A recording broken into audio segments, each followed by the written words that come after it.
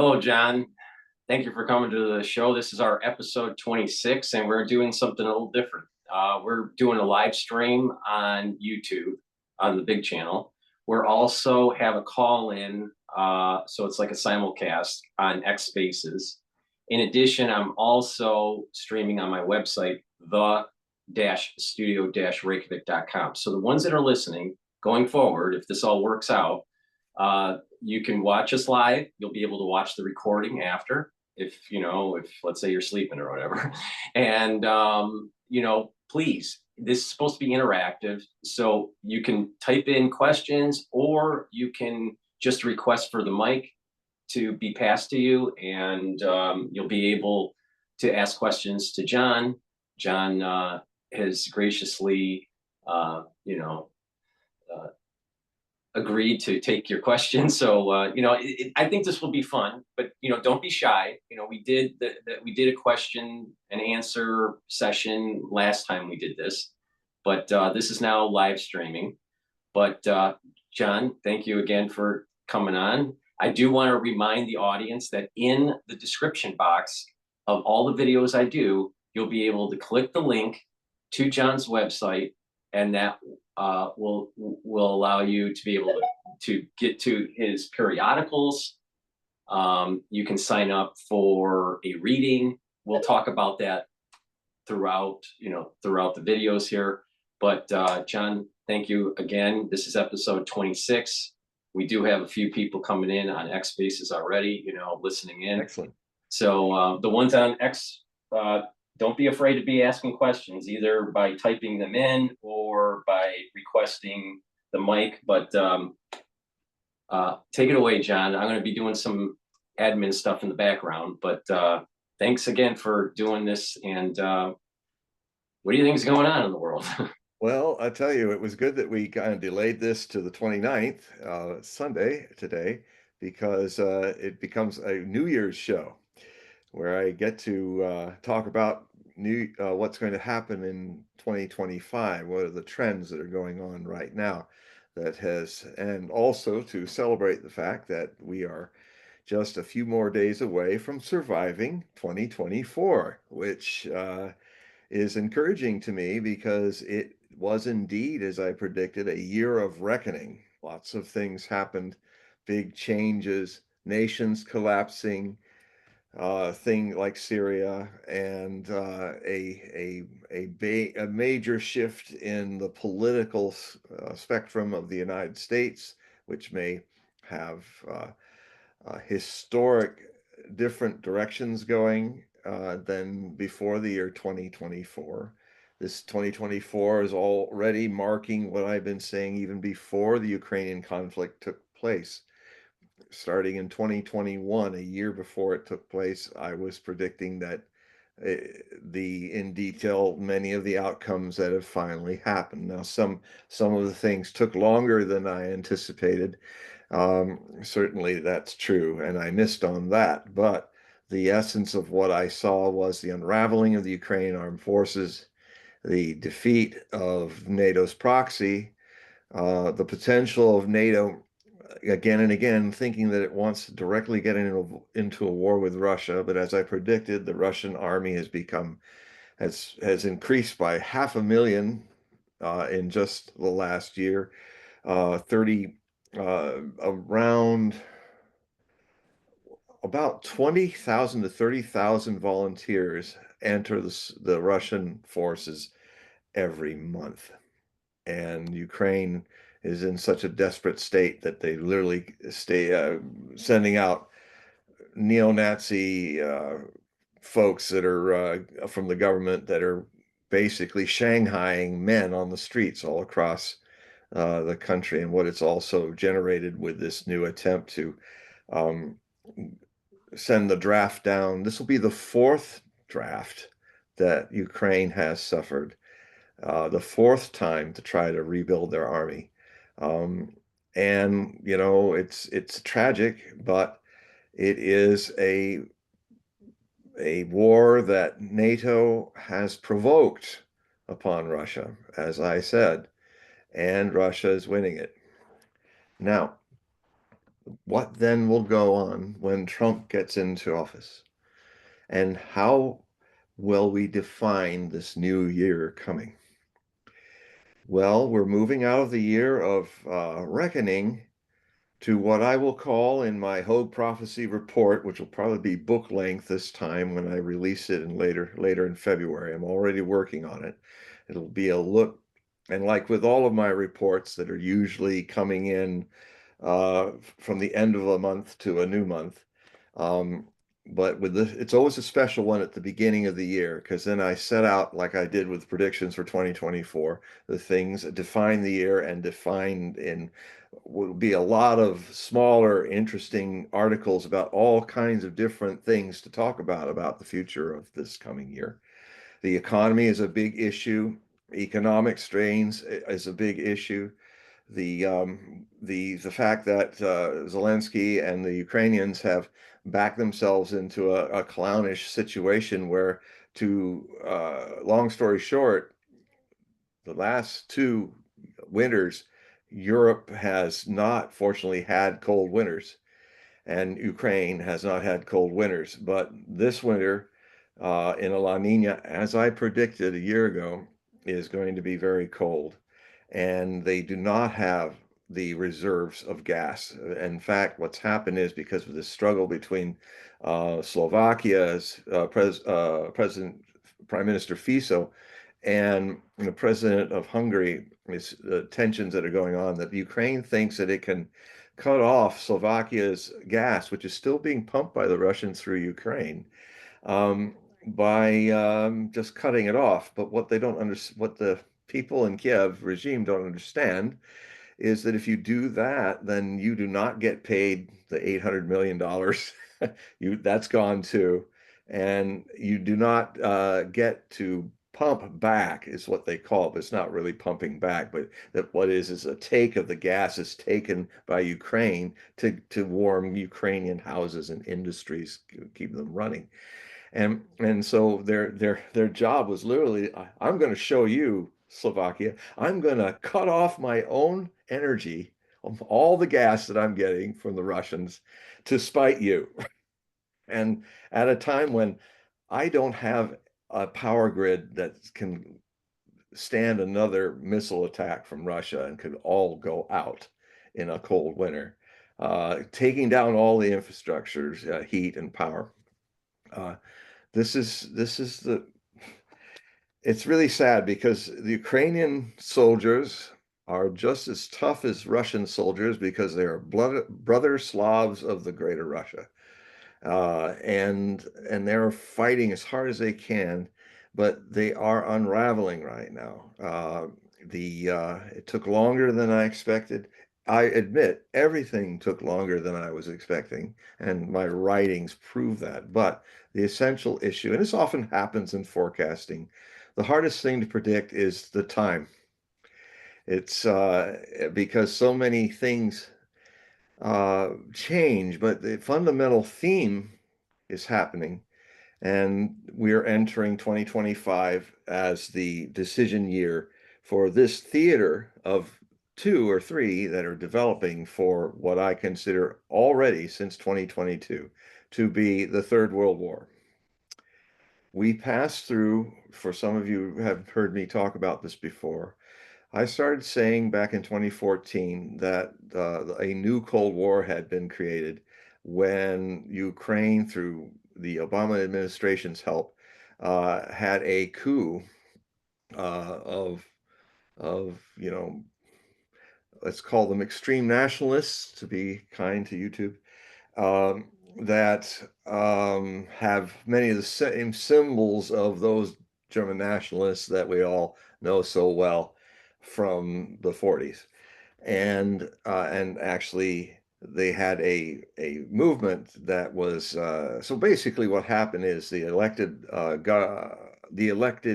president of Yanukovych was democratically elected and overthrown in a violent takeover by these neo-Ns, if you understand what I mean. And and it was totally backed by the United States. So that created the Civil War that also created sanctions and countered sanctions by America and Europe and Russia, which started what I call the Second Cold War, a shorter Cold War that goes hot, is what I predicted. And so the first Cold War, it started in 1948 when, and actually there's a prophecy of Nostradamus talking about the brothers going to war. America and Russia were supposed to be brothers in his view. And he said in 3 years and 7 months after they became great friends, well, they were the allies, the Russian Soviets and the Western allies dominated by America. They became friends at the end. They were allies, fellow fighters against the regime that it was in Germany that had to be defeated in 1945. And if you count 3 years and 7 months after that, when they would end up breaking their friendship and go to war. But the war they fight is a Cold War, which actually the certain Austrian that ran the German extreme nationalists of 1940s uh, was with the funny mustache. He actually was a great prophet, a documented prophet, just as Edgar Casey, his contemporary, was in the United States, also documenting and setting down his prophecies.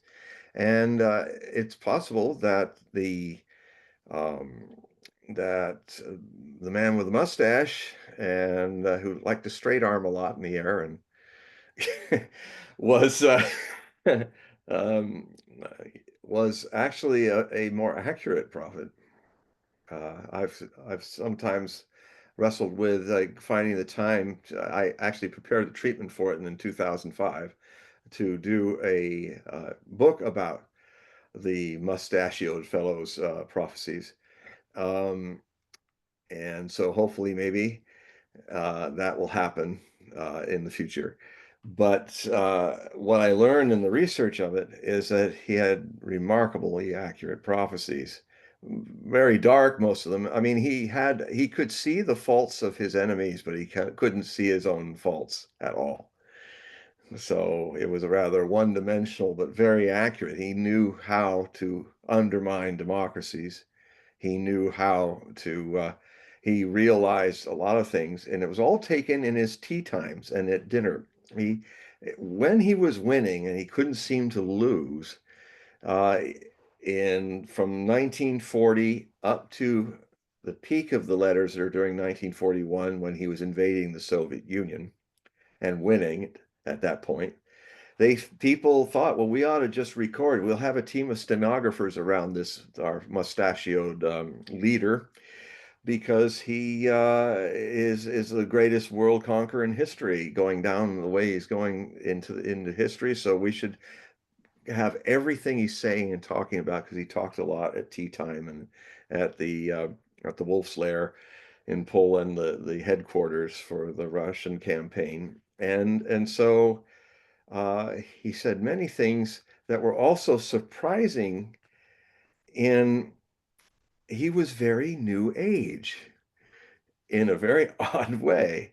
I mean, he was talking about how when his empire had won. The other thing too, he he wasn't fixated on the war. He was wishing it would end quickly, like he wanted to, so he could really do what he wanted to do, which was make his 1,000-year, you know what, that would last his realm. It's in English, it's realm, so you just figure out what the other R word in German is. His third realm, the first realm being the Holy Roman Empire, the second realm for Germany being the Second German Empire in 1871 that ended in 2019 through the defeat in World War I. And his was the third realm, which was supposed to last 1,000 years. Um, was very, very detailed in how he predicted what the post-war third realm would be like. And it was kind of a real sterile, uh, ecologically clean. You know, Hitler was he was a big tree hugger. And so, and it also, so it it didn't happen, thank goodness. But a lot of things that have been, it could have happened. And a lot of things Nostradamus talked about was, within his third realm, it was, we'll talk about that. Uh, you see, everybody, we're going to be a little funny a bit because we got lots of things going on right now. So if I'm kind of sitting here going dab, dab, dab, that's why. But this is our debut and in being live like this. So I will stop humming and hawing and find my thread. Um,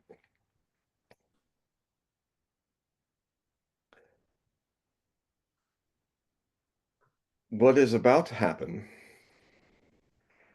the key, this new year of revolutions, 2025, really begins on the 20th of January, 2025, when President elect Trump, is inaugurated. And the efforts of what I predicted would be the country's historically worst president in its history, Joe Biden. He finally hit this grumpy old man who's trying to take the world down with him. Fortunately, unlike the Western leaders who are generally infantile, immature, uninformed, dreadfully uninformed to the detriment of our future.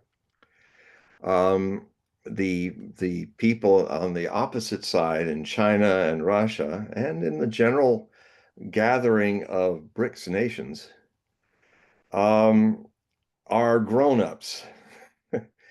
And even though the Western leaders see Russia's restraint as weakness, we're all still alive here because of Russia's restraint. In fact, I would even say it goes all the way back to 2014 when this second Cold War started. The other ending in 1989, by the way, with the hegemonic era of the United States being a unipolar power overlording the world, using its US dollar as a weapon. And there was no choice for people but to follow along because there was not another system. What has really got the West a little freaked out is that a new system is emerging, an alternative world order to the rules-based order of the hegemonic United States, which, if you ever follow what rules-based mean, it's we make the rules and we change them whenever we want to make an offer to ourselves that we can't refuse.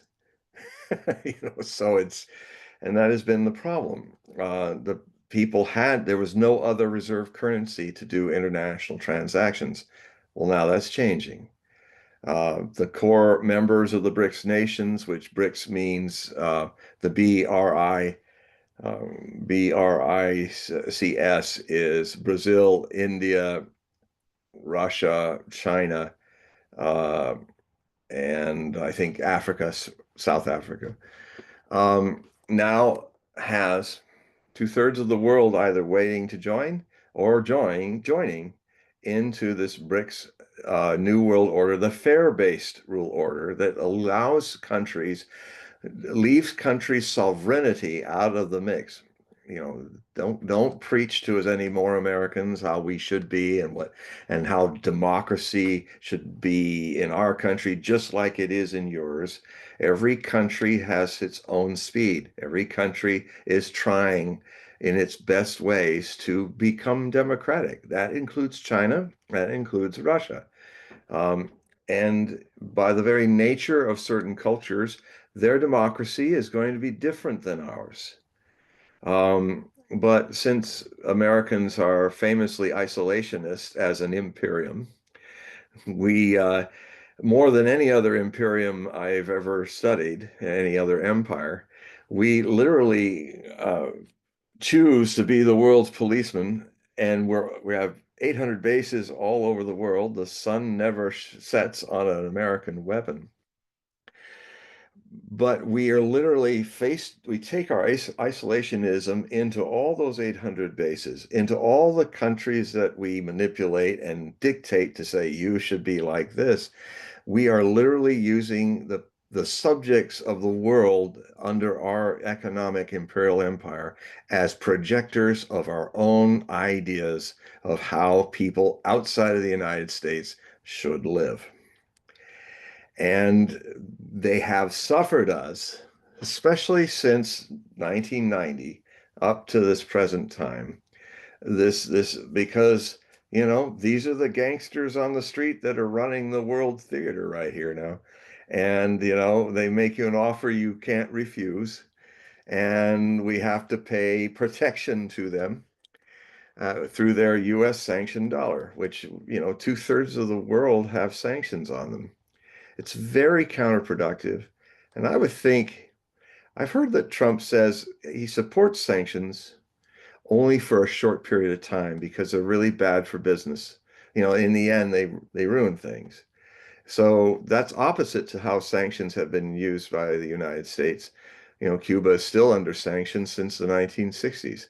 Um, it's just something, well, it's kind of a form of warfare, economic warfare, but that's changing now. It would finally happen. When you do evil to other people and dominate people, you might think, like a bully does, that you'll be able to do this all the time. That the cowardly guy that you're pushing around, he's not one day gonna knock you on your bum. I know from personal experience.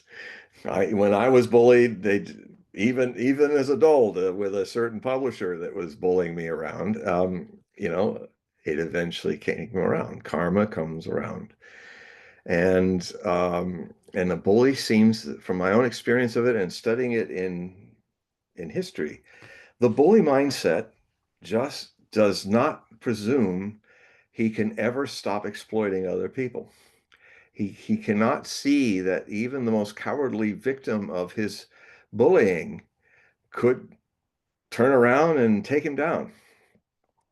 But it's funny because in the Sandlot, this always happens at school, in kindergarten and other places. The bully does finally get bumped on his bum, and he's so shocked. Well, unfortunately, that also happens with nations, especially with empires or nations that aspire to empires. And America is a bully that is about to get knocked on its bum. Or, since we have a change, and it's a good thing because if Kamala Harris had won, I don't think we'd survive 2025, the world. Um, I mean, in the prophecy field, you deal with feeling a shadow of something coming that it's hard to explain, but you see it coming. I mean, I,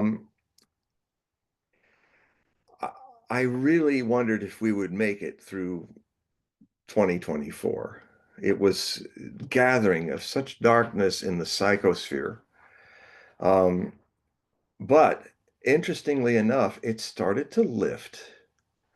I started to feel the lift in late August before the elections were over.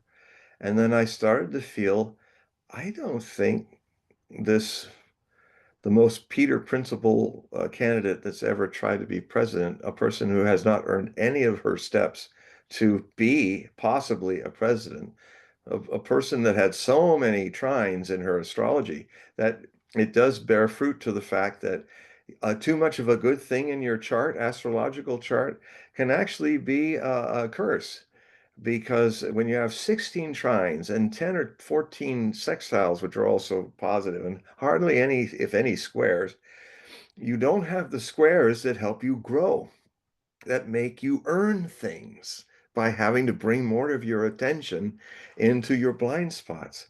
And if you have these kind of trines that make you have a whole line of mentors that in their own kind of stupidity, their political power, like Willie Brown, who Miss Harris was the mistress to for 8 years, who was back when she was young, and he's one of the major powerhouses in Democratic politics in California, my home state, which fortunately I'm not living in since since 1981. But the uh, I got out of there.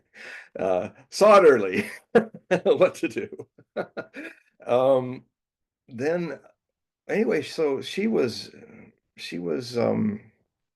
the doors were open to her, but she was helped along, but she didn't earn anything. She was just pushed to higher and higher places. She ended up getting lucky with her attorney general election that was against a guy that anybody could beat, and even her. So, and so she won that, but it was not like she was up against a formidable person that she had to learn the hard way, like a Nixon or a Johnson or somebody like that, to know how to fight in the arena of politics with your getting knocked down and brought back up. That didn't happen to her. And then what happened is her other mentor, Barack Obama, used her again, picked her without having even run in a primary.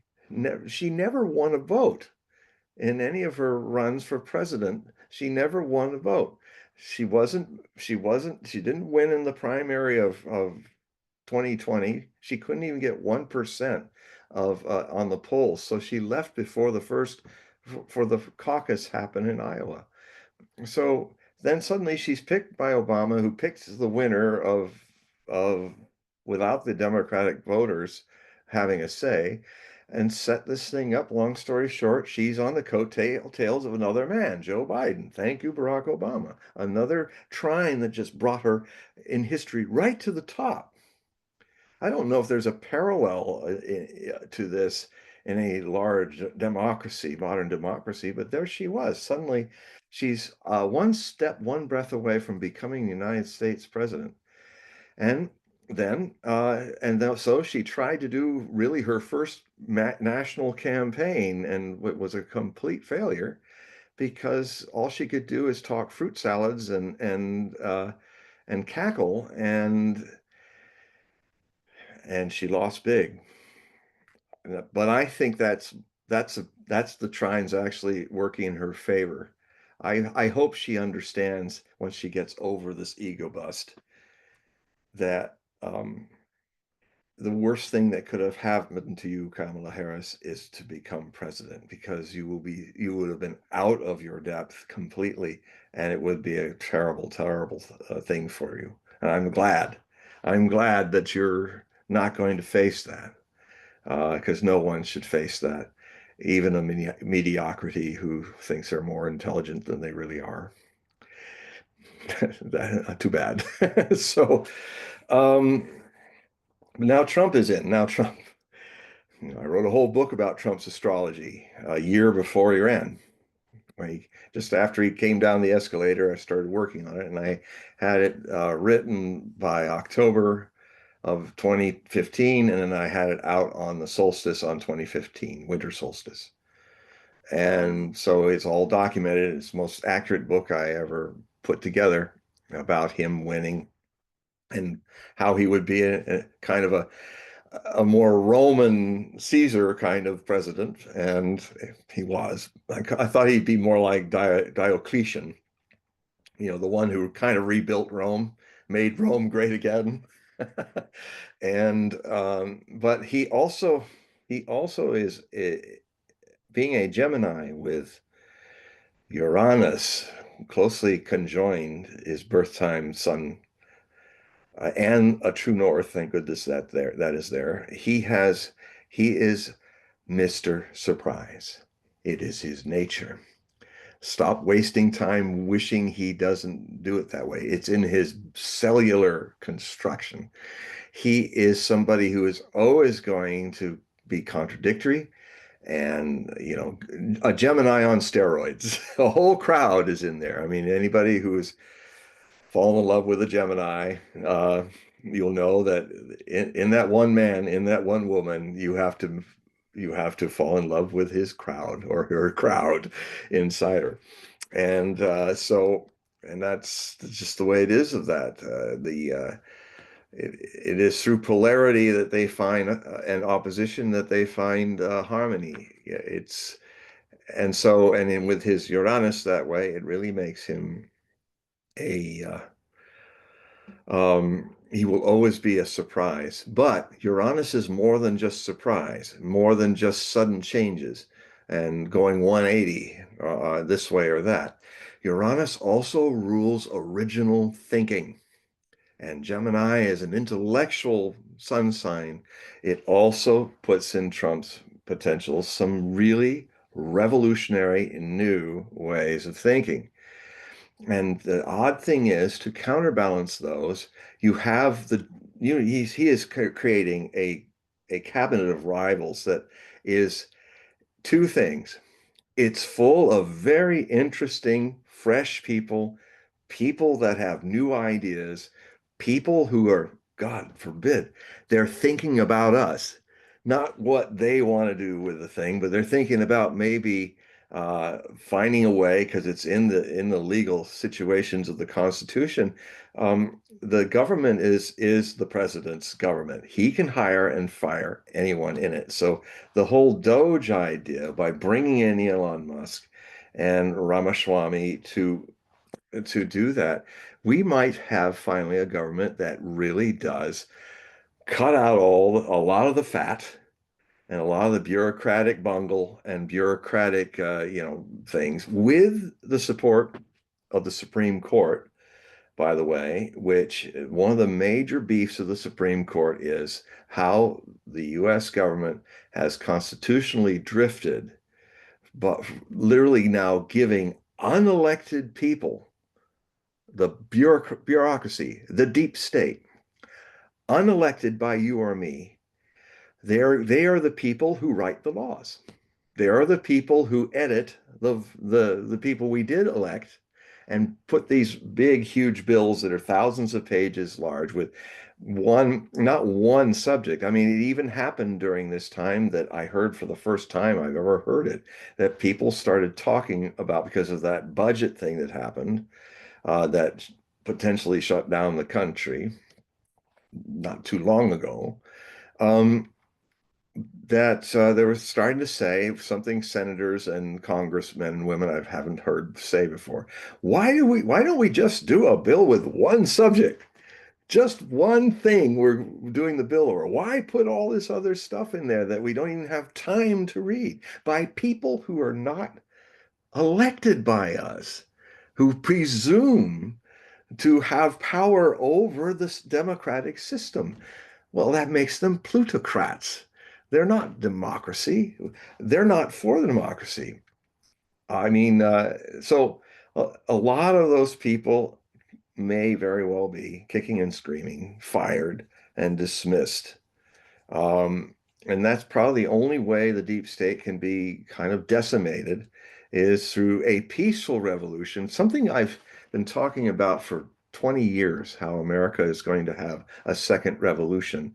And I've kept feeling, I was saying I was hoping for it, but I kept feeling, you know, I think Catherine, Irene L. Hughes, back in the 60s, I became aware of her. She was a very good clairvoyant and she made predictions. And I got to know more about her predictions through my friend Hans Holzer. Yeah, we became friends. I guess because we knew each other because we were in the H section of all the bookstores, Hogue and Holzer. So I knew him, and I talked a lot when I was ever in New York. I talked with him about certain things. He wrote The Prophets Speak, and he wrote other things because he's a parapsychologist. He was trying to scientifically, he's one of the first pioneers of really trying to scientifically prove things about prophecy and psychic people. I mean, and so and it's funny because he was thinking that, wow, I wrote those books, but a lot of the things I thought would happen about the thing about, and this is back in 1994 when I saw him in New York last time. around Riverside area, the West End, where he used to live. And I was over for dinner, and we were talking over some glasses of wines about it, and that he was thinking, God, he had Sybil Leek, he had all these who's who of great psychics that he would have them record a prediction and he would document it, and they would see over the decades what was happening. And and he thought, well, because what was kind of unusual about his predictions of World War III as a potential was not the usual theme. It was China attacking the west coast of the United States with nuclear weapons. And which, if you look at possible futures, that was an anomaly, which is intriguing. Not that it might be wrong, but more, what if that is right and all the other things prophets are anticipating are wrong? So I kind of bucked him up a bit. I said, look, don't give up just yet. Uh, we are, in the next century, China is going to become a major power, a major nuclear power, and I mean, unfortunately for us, I mean the Chinese and the people in America and the people of the world, that this danger may come out later. And now China is rapidly trying to catch up with its strategic reserves of nuclear weapons. And they're now, coming out of being maybe 100 now to maybe 300. And they will probably go to parity with the Russians and the Americans as a deterrent. Um, so he did not live to see that what his seers were seeing were actually onto something that we should prevent. This is what prophecy is all about. So how's it going, Paul? Do you have anybody? We don't have any questions yet, but let me just, remind the audience, the ones that are listening on the website or through YouTube or even X Spaces, don't be shy. You can ask a question, you can type it into the chat, or you can join the X Spaces and just request for the mic and you can ask the question directly to John. But don't be shy. This is supposed to be interactive. That's the reason why we're doing these live shows. But Go ahead. but yeah, I had a question. What's your take about just the sun setting with Carter? How Carter was, part of the middle, the Middle East peace process, and he just died today. Ah, I didn't know. No, oh, you didn't. Oh, you didn't. Yeah. So there was a news announcement that came in maybe about 4 hours ago that he passed. Wow. Yeah. So yeah. So he, That's interesting because it's serendipitous because I'm at a point in my Nostradamus project, which was started in 2019, where I took all the things I did in Nostradamus, the Complete Prophecies, which was published in 1997, but it was in the mid 1995, 1996 that I made my predictions for that 1,000-page book based on Le Prophétie, the prophecies of Nostradamus, which is just one core work of many that a lot of people haven't even seen, that has not been put in English, and even when it was in French, it was not. The other massive works that he had, which were prose prophecies for his almanacs, which often go into the distant future, are present, not just staying in local French and European mid 1550s almanacs. So I am undertaking since then I'm going to take those and three other prose letters, large like the Epistle and the Preface to Caesar, that are also really interesting that no one has really studied. Um, and so this will be a work that will be, when it's over, at least 3,000 pages in 4 volumes. And so 2019, I began it. And today, what happened is a milestone. Since 2019, I've coming to a point where I'm down to just 12 quatrains, his 4-line verses, out of over 1,100 of them that are in the main body, of updating and interpreting and changing and improving the translations and all that. I am now down to 12. that haven't been done yet. I mean, I don't know if you can see the chart here. See all that amber over there to my right?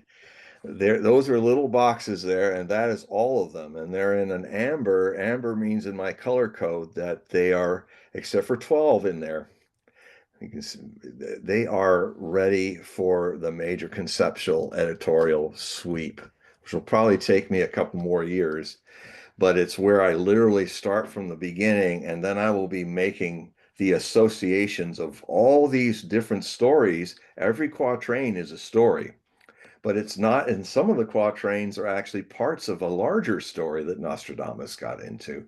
And he, to save the future from evil people seeing themselves, which a lot did, and tried to change it, he did this thing we can only say because of the way the pattern of the quatrains are all out of chronological sequence, that we don't have any proof of this, but it seems like the only way he could have done that was literally to have all the numbers on pieces of paper and have Chauvigny, his secretary, throw them up in the air and then pick them up randomly, which he probably had to do too, because I think by the time that was happening, Monsieur Nostradamus was having a lot of rheumatism problems. So because it has that look, if you look at out of sequence things, you know how if you've got bundles of paper with different numbers, if you throw them, some will come down in clumps, some will go way off somewhere else and somewhere else over there. And so you have that same thing. You have kind of clumps where some quatrains that are like two or three quatrains apart seem to really be another part of the same word bridging that makes it a longer story. Of course, a lot of them are just single stories, but I mean there were major themes. I mean, the French Revolution was and English history, even though he didn't speak French, English, that is, he was remarkably accurate. And on Napoleon, he was writing about the Napoleonic Wars. It was one of the big hunks in there. World War II, the guy with the funny mustache, he called him Hister. Kind of close, isn't it? To the other name. And so I have been I these final quatrains are hard because they're just I was working on the thing I worked on today, so I wasn't listening to the news much. And I hadn't even this is like the third or fourth attempt, a third or fourth day trying to complete this one. I've rebuilt it and rebuilt it. There's a quatrain 95 in century 2, which is this is rare for Nostradamus. The same theme shows up the following century volume. There's a planned 100 quatrains a century, 100 verses, 4-line verses. In century 3, quatrain 95, and it ends the century 4, quatrain 95. And it's all about events in 1995 because of and it relates to two themes that are very important for our near future. The theme of the great brothers who are not yet brothers. Um, so there was a point when they were friends, and one of them was at the peak of its power. This, by the way, was a quatrain numbered 89, century 2, quatrain 89. And if you look at 2 being February of 1989, that's when the Russian Soviets left Afghanistan. And 1989, although everybody's getting it wrong, everybody says that the Cold War ended in like 1992. No, it was official. George Bush Sr., President of the United States, and the final premier of the Soviet Union said on some big yacht in the Mediterranean with a whole bunch of naval ships around it, they declared in December of 1989 that the Cold War was officially over. So that's when it ended, not 92, not 91. That's just the ennui. You know, it's like World War I ended when it ended in November of 1918, and we don't call the Greco-Turkish War part of that. but it was just cleaning up the mess of the World War. And um, so that is the one of the great brothers prophecies, and also it comes up in another theme of the French Aquilonnaire, which it means the Northerners is what some people term it, but I always go into the classics because Nostradamus being a Renaissance man, you have to know the mind of the author, and so few people have really gone deep into seeing how the psychology of somebody from the mid 1550s would be, and how you weren't a scholar unless you loved puns and you like Shakespeare, and Nostradamus is a nasty punster in old French.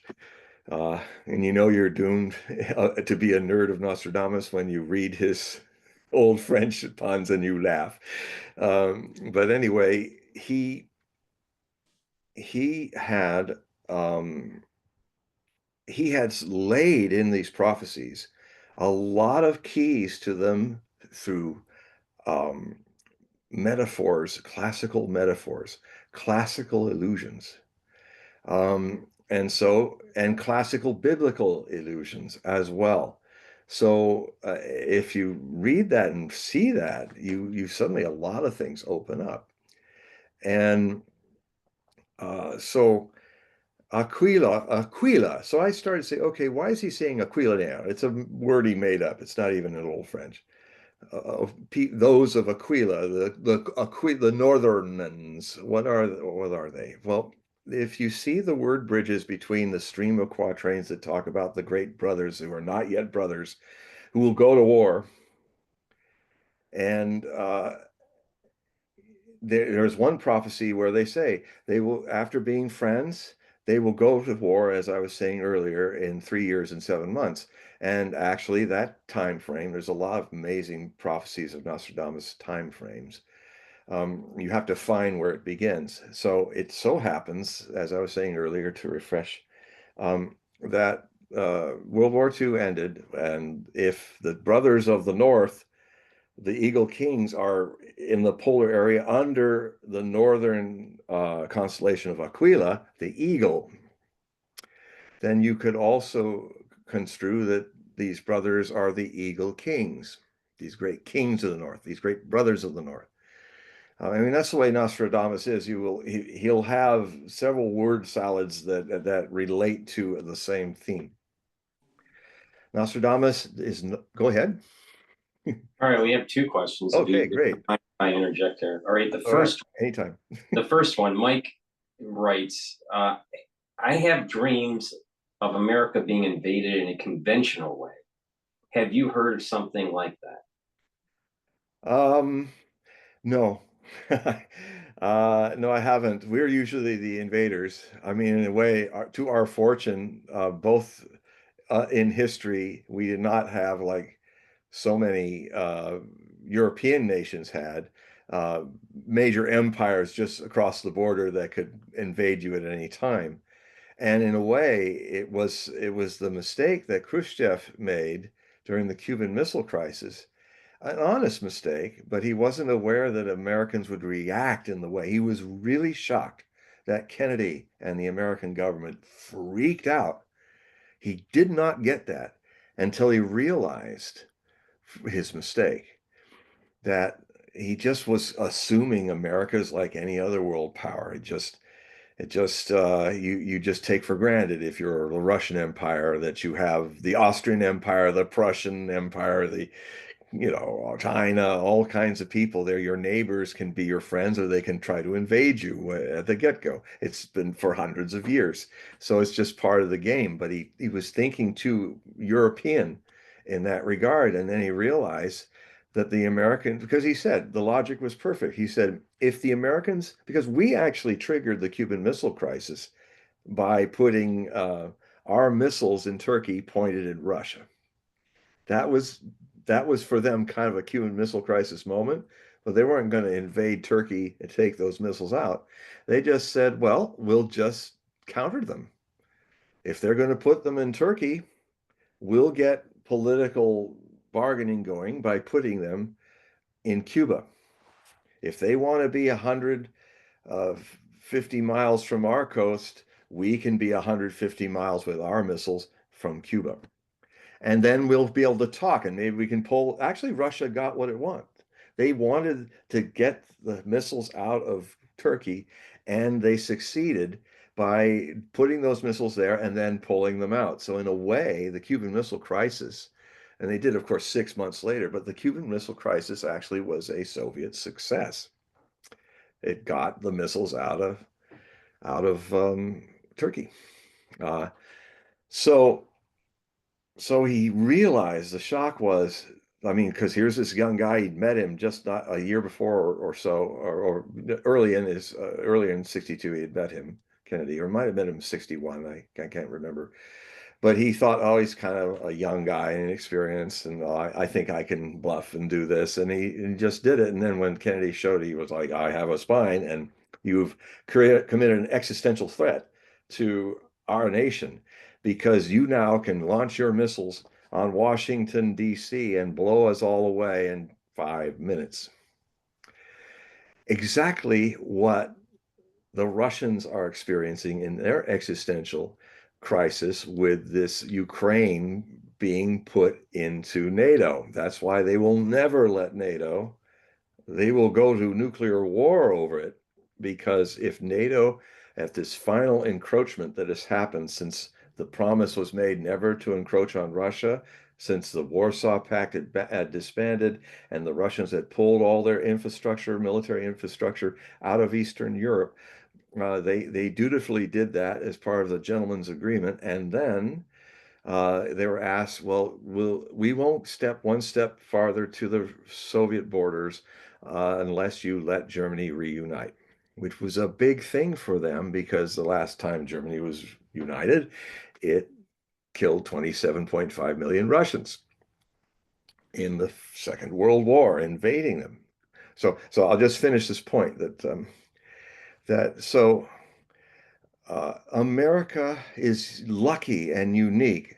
Sorry for our neighbors who are not so lucky, that Canada was not a superpower, that Mexico was not a superpower. We were the big boy on this side of the Atlantic Lake. And so we could do all our stuff, go through our Civil War, go through our issues without having to look over our shoulder like anybody from Russia or Germany or France had to do. Okay, there was another question. Marine um, mentions, hello, sir. Did Nostradamus ever mention the 3 days of darkness?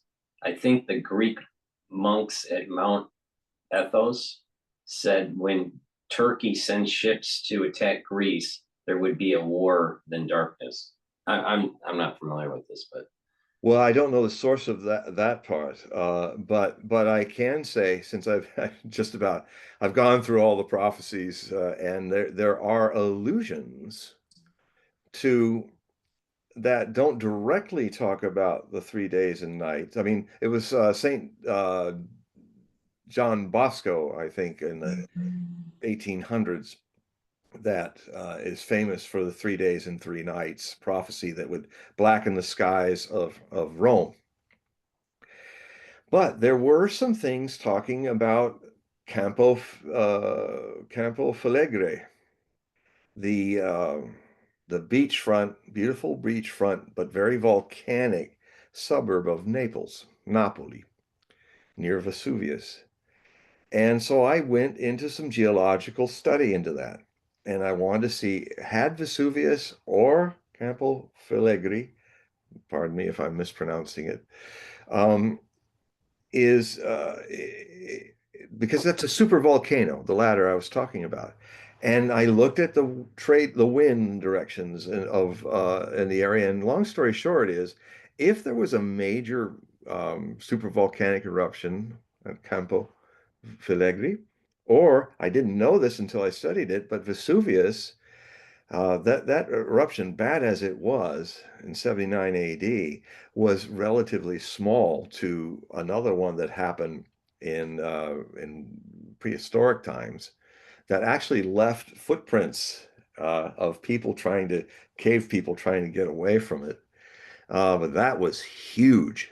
And it would have, in either case, you could see the plume of the volcano blacking out the skies for 3 days and 3 nights over the Vatican. So indirectly, there was this prophecy that didn't directly talk about it, but it talked about eruptions in a way that might be alluding to the 3 days and nights. That happens in Catholic prophecy as a lot, which I wrote a book about, which I'm updating, and that is The Last Pope, which is the prophecies of Saint Malachi. And in that, by the way, I have, since I first did the first edition in 1998, I've noticed that a lot of people have taken up the theory that I presented that Saint Malachi, who was a prophet, may not have actually written that famous prophecy attributed to him. It was discovered, quote unquote, inside another book, 2 pages of Latin mottos, medieval mottos that were related to the time St. Malachi came to Rome on a pilgrimage in 1138. And the succession of the pontiffs link right up to the last one on the list being Francis, number 112. But hold that thought. The When I looked at the first 76 of the 112 prophecies, I was very suspicious, not that they weren't amazing and interesting, but because they were all 100% accurate. And when you're in the prophecy field, nothing is 100%. Nothing. 80%, that's really good. Maybe a rare 90%, that's really good. Right now, I'm 100% in 56 years since 1968 as predicting the winner of the United States presidency. And I just cleared my 15th success. Now, that's gotta, if I keep going, that's gotta be broken someday because that's just the way it is, life, and things are not always that perfect. It's my batting streak. It'll go someday. But anyway, just to finish on that, because we have another question, is that um, the so what I found out is that it's not the I looked at the date that it was published and discovered in the mid 1590s. There were 36 mottos left, and when people try to pretend to be a prophet, or sometimes they are a prophet, but they use another person's name. Well, what was more remarkable was of the last 36 that could not be hidden, would have to stand the test of time. The first five had a few successes, but as it went deeper into the group, the the most distant ones from 1595 were amazingly accurate. We're talking about 89 and 90%, which I've rarely seen. So whoever that man was, he was doing the ancient tradition of biblical times and classical Hindu times of taking on the name like Isaiah. There are 3 Isaiahs in the Bible. There are 23 Daniels because the form of the people calling themselves Daniel in the Bible constantly changes. So it's somebody else. And it wasn't plagiarism, it was considered an honor. So in those days. So this man is playing that game, and it'd be very interesting to find out who he was. Go ahead. Okay, so this next question, Sherry, is I'm gonna read it verbatim. I'm not really Okay. sure how to interpret it, so maybe you Okay. can handle it Okay. better than what I will. With Mars RX, I don't know what RX means.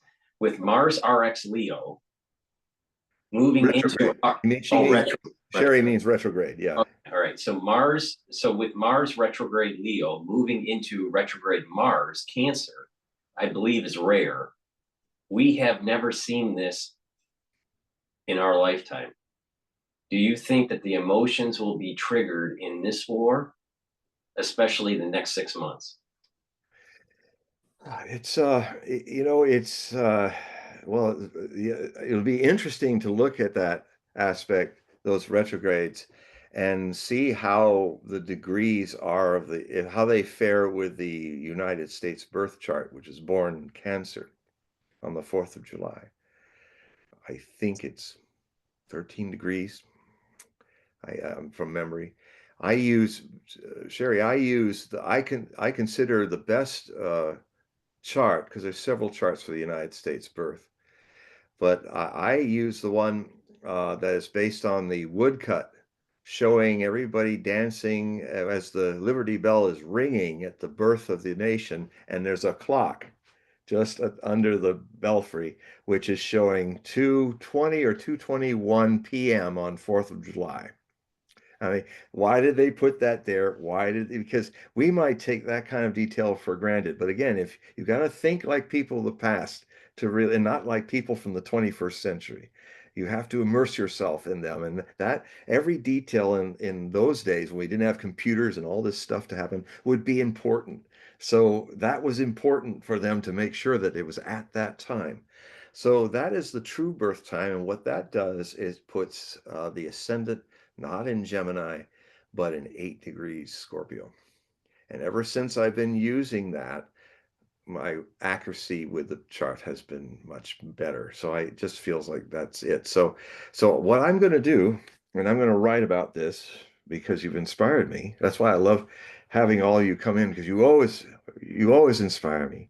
And you asked, this is a great question, because I've been so busy with all the things going on in the uh, elections and stuff that I have overlooked the fact that yes, that's a very interesting retrograde with Mars in retrograde with Cancer, and that my first impression is that could have a lot to do with either starting a war with Russia and China and all of that, or being in retrograde, Mars being pulled away, Cancer America being pulled away to another more reflective, because that's what retrogrades do.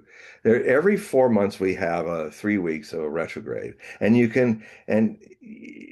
don't even check at my ephemeris as much because I just start feeling it. My dreams become more vivid for 3 weeks. uh, Things, appliances are not working properly. It's much harder to communicate with people. You have to really be sure that you're communicating clearly, and it still might be misunderstood. And it always happens every 4 months for 3 weeks when Mercury is in retrograde, but Mars is in retrograde. But it's the same thing. It's a little longer.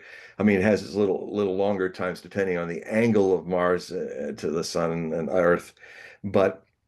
But it retrogrades, treated rightly, are about reviewing the last 4 years in the case of Mercury, but reviewing more than that if it's Mars retrograde, or if it's one of the outer planets, it's like that's even more of a review. But you'll want to go forward, your ego will want to go forward, and it will get frustrated. Just accept that. The energy is more about, don't just sit there, do something. It's more in retrograde. Don't just do something.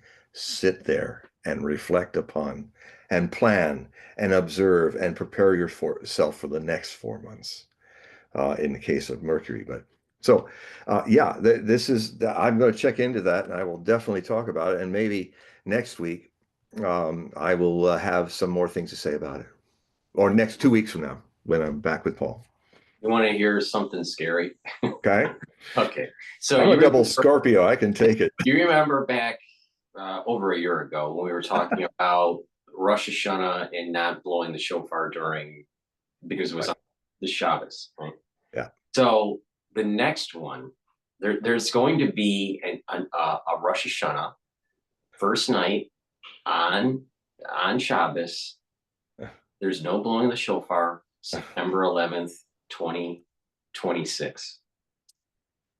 Oh boy, I tell you. John, I am scared of that date. I am scared of that date. This one, that's good you remind me about that, because yeah, part of what I'm going to write about in my predictions for 2025 is a strange karmic echo of miracle victories for Israel are starting to look a whole lot like a karmic echo for the miracle victories of the Third Realm of Germany in World War II. That I'm seeing a parallel where Netanyahu, he can't lose. I mean, what has happened in the last month is that he has managed through whatever plans he did with the United States, CIA, and Turkey, and this whole land grab of Syria, he has severed the connection that Iran had with its proxy Hezbollah. He has neutralized even though the Israeli forces that invaded the southern part of Lebanon actually got routed. They got butchered. Lots and lots of wounded people, 4,000 wounded. So because of Israel's ability to it's a small country, get to the place, triage in the miracle hour, the miracle hour, and save a lot of lives. So there's not as many dead, but so you look at the levels of the wounded crowding in the hospitals. That Hezbollah knows how to fight, and these guys don't, and they were decimated. But that's why the ceasefire happened. And part is why I wondered. I think maybe Netanyahu accepted the ceasefire because of that, but he had another ace out of his pocket. He had another ace in the hole. He um, basically the axis of resistance is over. It's been destroyed. It's been defeated. Hamas, which Israel created to divide the Palestinians. I mean, they helped create it. Of course, Hamas created itself, but the Israeli government Mossad was helping them, because if they took Gaza, then it would split the Palestinians and even make a civil war. So they're fighting with each other. And that did happen in the 90s. And Netanyahu was very much involved with that. Um, but it is karmically Israel's creation. And so all this fighting, counterfighting, and the widening of Israel's the Zionist people who are starting to get into magical thinking that this is the time.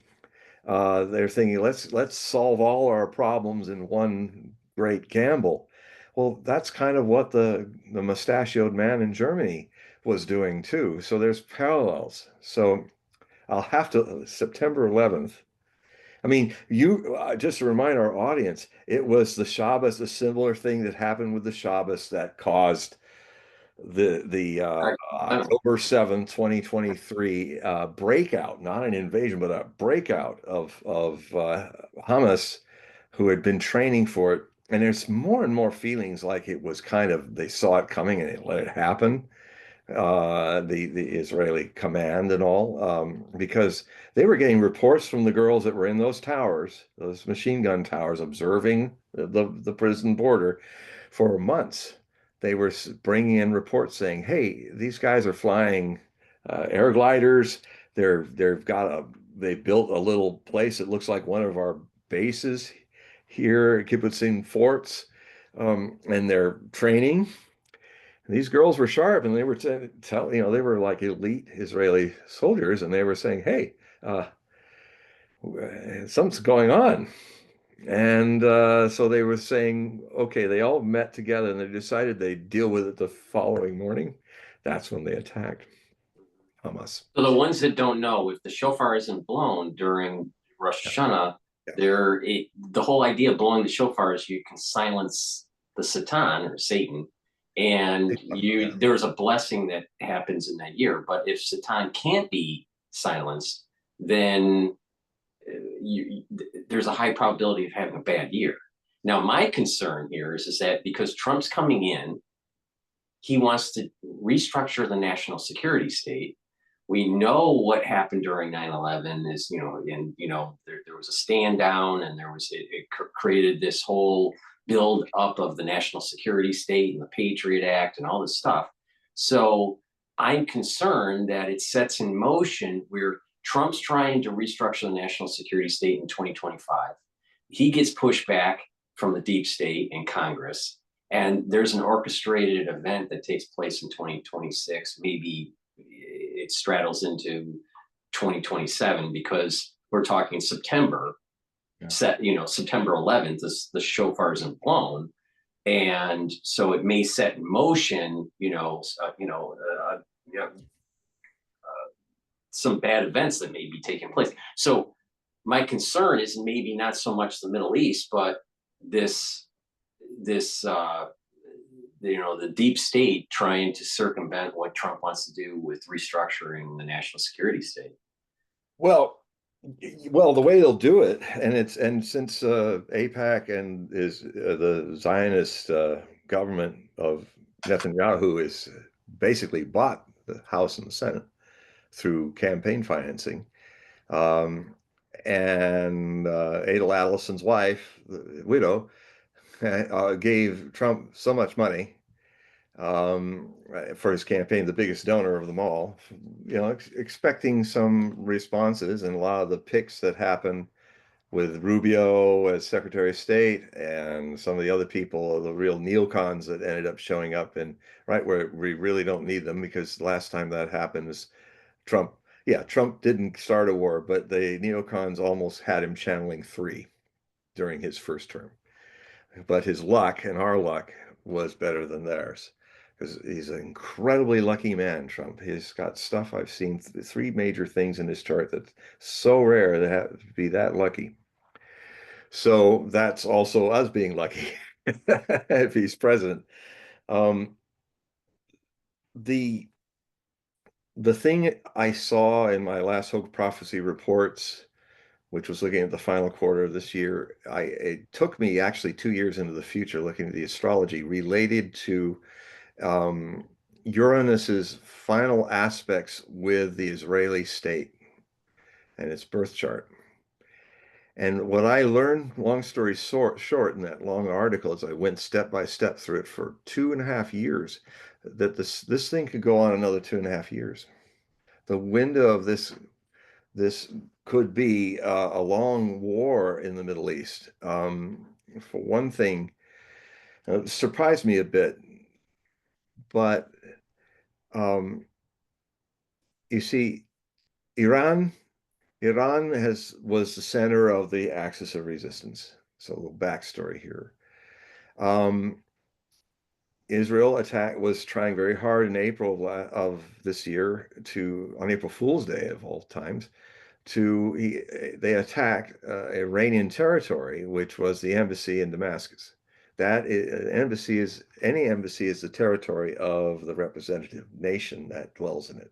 So Iran was right to say, well, you just started a war with us. But with the restraint of the ancient Persian mindset, they told them when they were coming, they wanted to just show, look what we can do with our missiles. And with it not stated, but stated in silence, just like to Trump when he killed Qasem Soleimani, the 3rd most influential leader in Iran, assassinated him for a fraudulent attempt. That was Mike Pompeo and the CIA trying to use Trump as a foil to take revenge for Qasem Soleimani, effectively training the Iraqi Shias, who are 2/3 of Iraq, to successfully defend against the invasion of the United States with these bombs on the roads.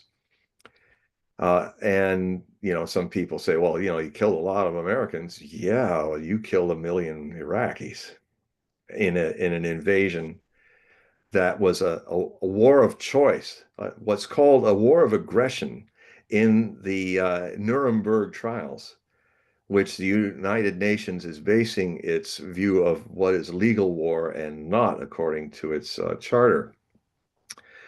That war was a war of aggression. We were the occupiers of another country that did not ask us to come in. And if you wouldn't like Mexico to come in and occupy you, or Russia to come in and occupy you, you got to see it both ways. And so So the Iraqis asked for help, and it wasn't from the Americans. They asked their brethren Shias in Iran, and Qasem Soleimani provided them the technology to blow hundreds of our Humvees and other things away so that they could win from our invasion of them. So, um, so yeah, it's so I am really, and I wouldn't be surprised if it was in September. It could be very soon, but I think it might. People are going to give Trump some time because of his surprises.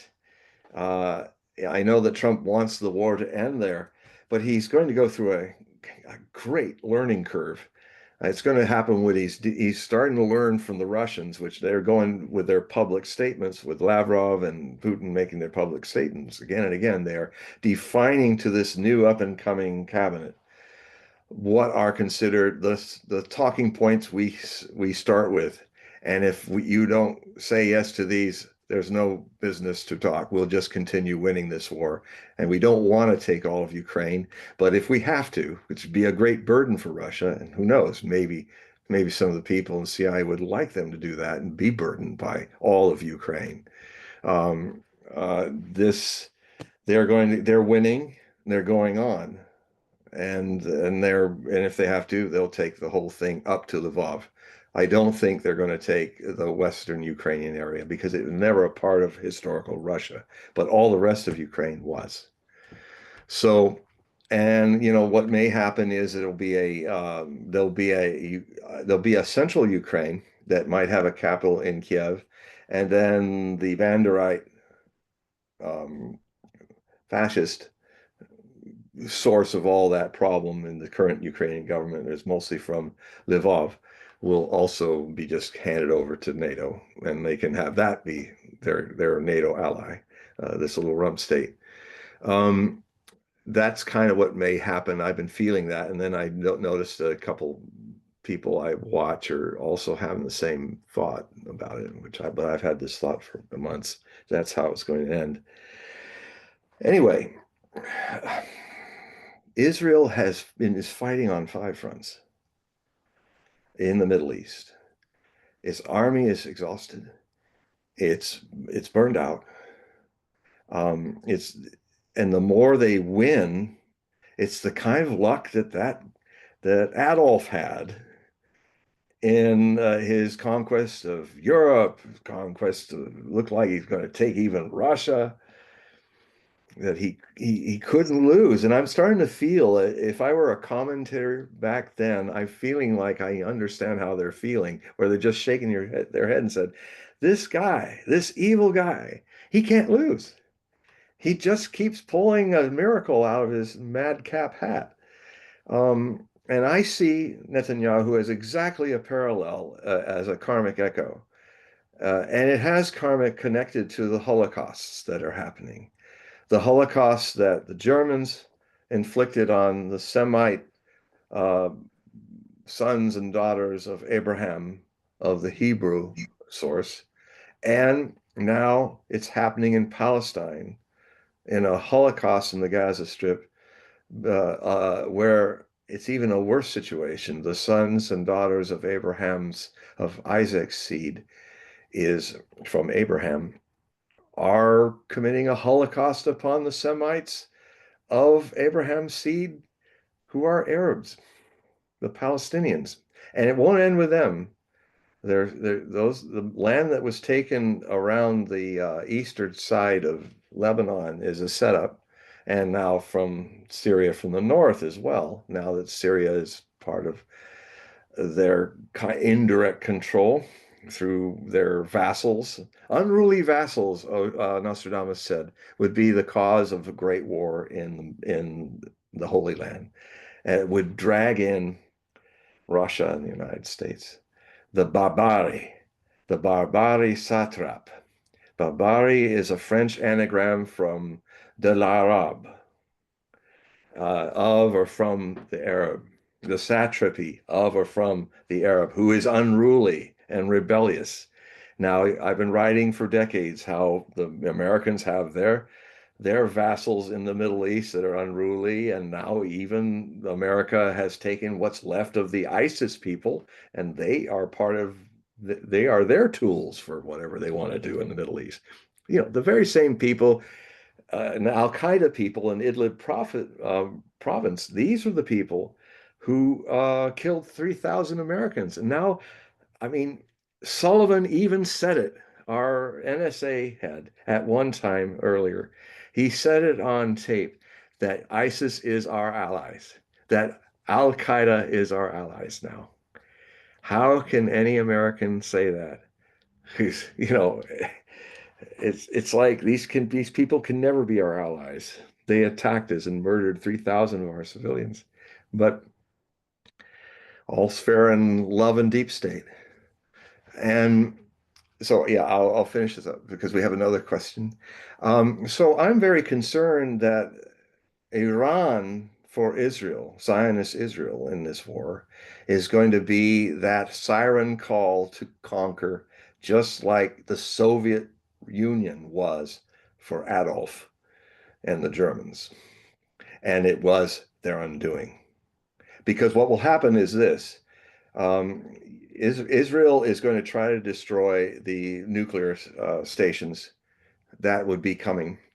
They think now that they have Syrian airspace that they can actually get in there. They like to believe they've hurt the Iranian defense air systems. They hardly touched it.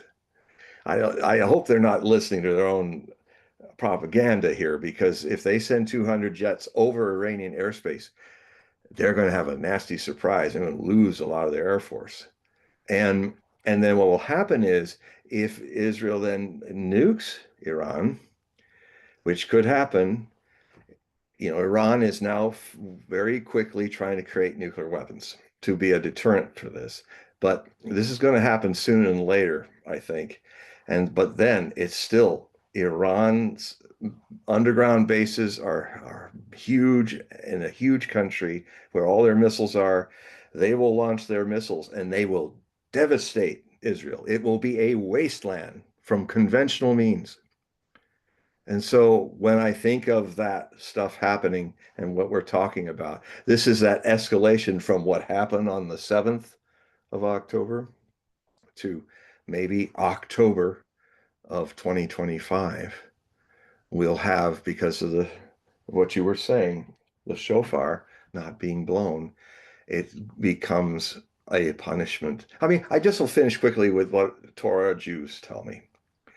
That the reason why they're not for Israel being in the Middle East as the promised land is that the reason why the Jews were, they consider what happened when Rome sacked Jerusalem was God's punishment for them not following the holy ways, and that the diaspora was God's karma on his chosen people.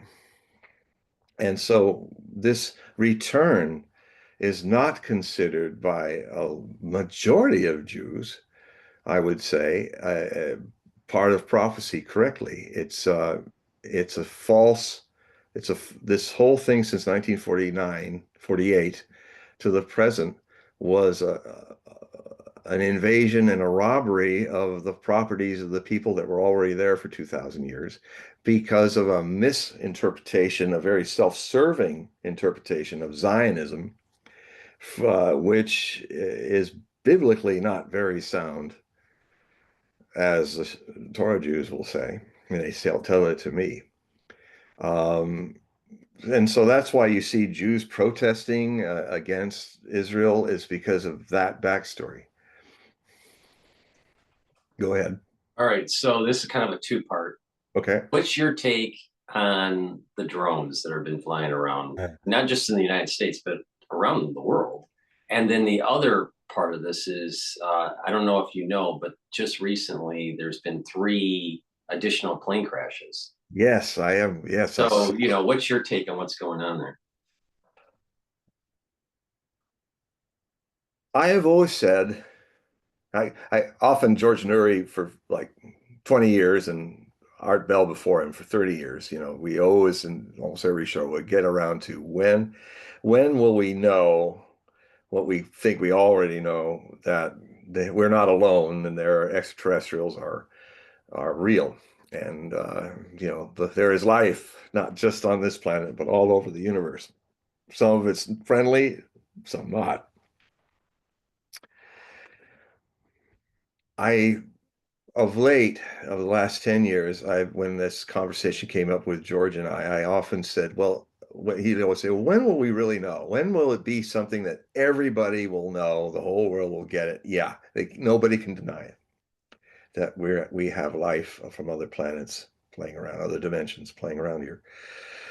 Well, and I've seen UFOs myself. So in some show, I'll go in detail on all that. So it's something that I've had close encounters of the second kind, with one that was kind of almost the third, but that's for another day. I always thought that it would be through our own devices that we would discover life on other planets. So I often thought that our telescopes getting better and better, and our means of scientific disciplines not to look like now the scientists are doing the right thing. They're trying to find things that we would do in our atmosphere that spectrum photography would pick up as not natural, like solar panels reflections or pollution, a lot of CO2, um, and then ultimately the obvious one, lights, artificial lights from cities, if they're at that stage of development.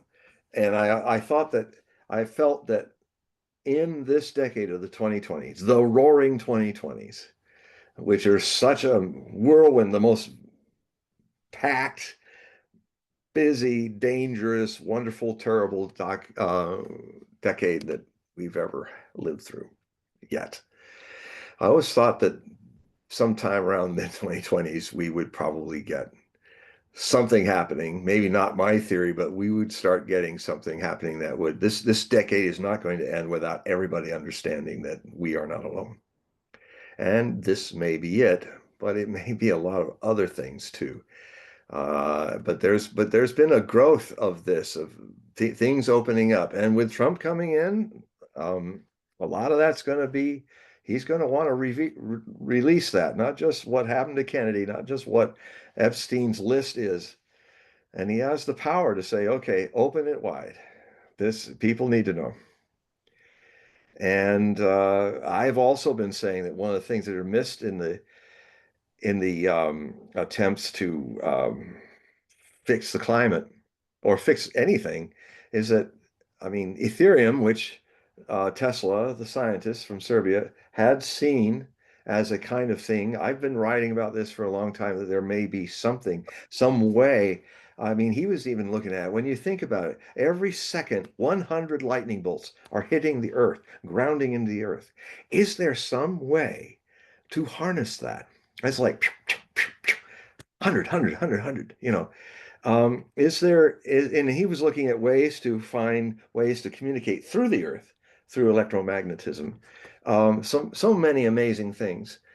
And um, so is there are so many technologies, not just extraterrestrial, but I can tell you stories, which I will in my essay on Earth. I mean, it's called Climate Crisis Prophecies, which will be one of the 100 essays in this new book I'm starting to write next year called The Book of Things to Come.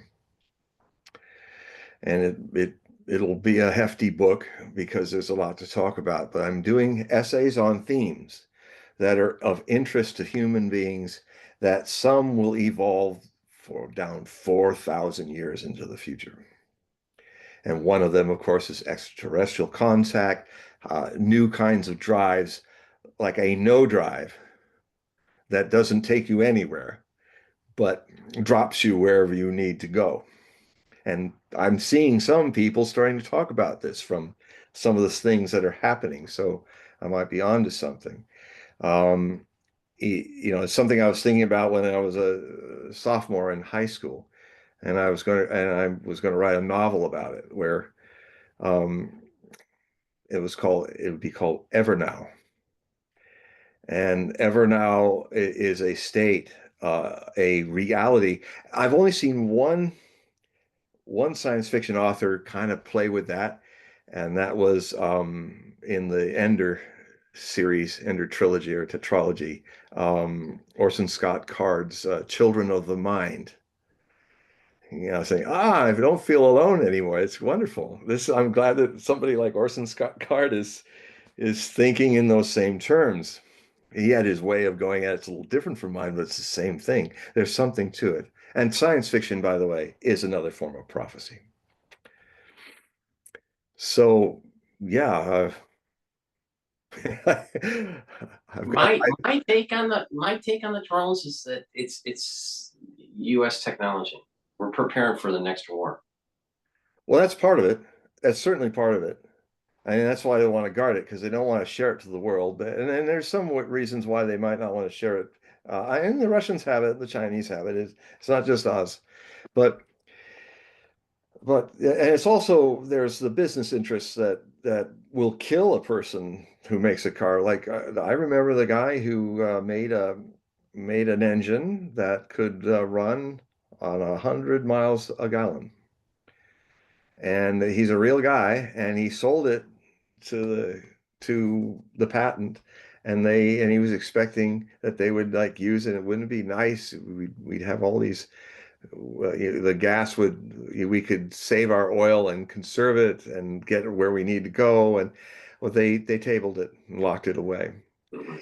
And in that essay, I'm going to end it with a demand that the people rise up and demand of their government that they order these companies who have hidden these wonder experiments, wonder inventions like a car running on water. I mean, we're close to that. Hydrogen cars may be the real breakthrough because you're only the only thing that's coming out of your exhaust is water, which is fine, not polluting. So uh, we will need such inventions to stabilize the climate.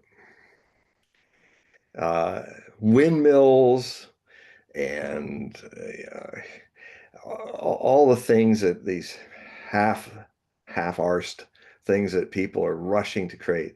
Electric cars, rare earths. There's not enough rare earths to do any of this. Tesla's wrong. Elon Musk is wrong about that. I predict. It's just like, but he's smart enough to know that eventually and probably looking at other things. And I feel it. Those things are locked away from the human race. And it's a crime that we don't have them. Imagine if Ethereum works and we could literally teleport wherever we wanted to go on the planet through using it. Of course, these great changes will bring fear. They may Well, be my fear is what we saw in The Fly. You know, we teleport, but we may end up being genetically modified on the other end. We end up, turning into an insect. So there's Yeah, well, that's because the fly got into the thing. right. But I mean, Well, you just got to build it so it doesn't do that. That's the whole idea of chaos, is that you plan for certain things, but you can't Well, plan that's for the everything. danger of it, and I agree with my master Osho, who said, yes, there's dangers, but I go for it, and then try to learn from it, because otherwise we don't grow. So it's dangerous. Yes, it's dangerous. That's my view. I've been reading a book, just to switch gears here. I've been reading. Have you heard of the term yokai? No. All right, so it's a Japanese term, Hmm. and it's like demons or like folklore. So you probably have something similar in India, but where it's like demons or ghosts that play tricks on humans. Sometimes, it's just as a joke. Sometimes it could be more, serious and they take a life or something like that. But I'm reading a book that's just it's by Michael Dylan Foster, and it's so interesting. It's just the different folklores within Japan. but I'm Mm. sure that's something similar in India or with OSHA or Oh yeah, something. well, everywhere. I mean, and then let's on from the Jewish source, and from what I learned through Nostradamus, a Christianized Jew. His family, he was born Jewish, but his family had already Christianized everybody coming through the birth channel. But he gave him both worlds, and that was his way of being a Catholic. Catholicus means the church universal. So universal truth means that everybody's got a piece of it. And that was the kind of Catholic that he was with his Hebrew background and Jewish background. And um, uh, it's clear to me in my biography on Nostradamus, A Life and Myth, which is available at Amazon, um, is has back from 2003. I wrote it on his 500th anniversary of his birth. It's clear that the grimoires of Solomon were also part of Nostradamus's magical lexicon. And Solomon was given the gift of using daemons, lower astral type people of the lower planes, also to do the service of his work. And we know from Jewish lore that there was exactly what you were talking about, that daemons could be tricky, they could be used, they could be, this kind of puritanical thing that happened with the Christians where they were just bad.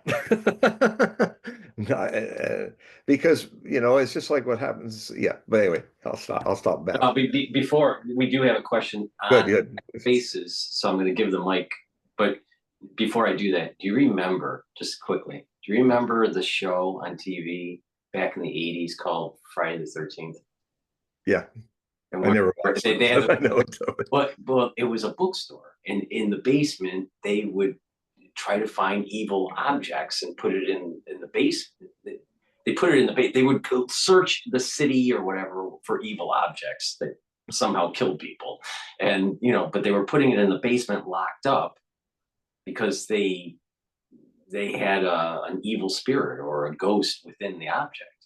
Mm, Like for example, it'd be like one where there would be a scalpel, and and it would be a surgeon that had to use this scalpel, and he had to take lives away to still be a successful surgeon or something like that, or a book that if someone read, it would take a life, or say, I remember as a kid watching it. I loved the show. I was kind of, it was on the same channel that X-Files was on. yeah, okay. I watched the X-Files, that's for sure. Yeah, X-Files was great, but that was also, this was pre X-Files, Uh-huh. but I remember that show pretty well. I loved it. I'm just shocked that they didn't like reboot it. Maybe they did and it didn't work out, but it was something. It was like our version of kind of like a Twilight Zone, but a little bit more scary, a little bit more like Tales from the Crypt kind of thing. But Oh yeah, okay. I did see okay, so what I'm gonna it. do is I'm gonna pass the mic on here. So Oh, great. the first time we did this, You're going, the first one. yeah. So hopefully it all works out here. But okay, so we've passed on the mic. So please ask your question to John. Thank you for participating. Thank you. Hey, John, question. Do you have any thoughts on the MH370 plane disappearance? Oh boy, yes, lots of thoughts, lots of weird. Um, I was just last night watching Redacted with Clayton Morris, who's one of the people who used to be in mainstream with Fox Friends, and now he's independent with his wife, Natalie. It's a good source, especially a good source for UFO issues. And we were seeing that. I was looking at he had several months ago the same guy who was kind of responsible for tracking down the satellite picture showing the Indonesian jet being surrounded, by from space, being surrounded by these three things in perfect trine that were moving and then moving and moving, and then it looked like it wigged out. It went through some kind of interdimensional portal.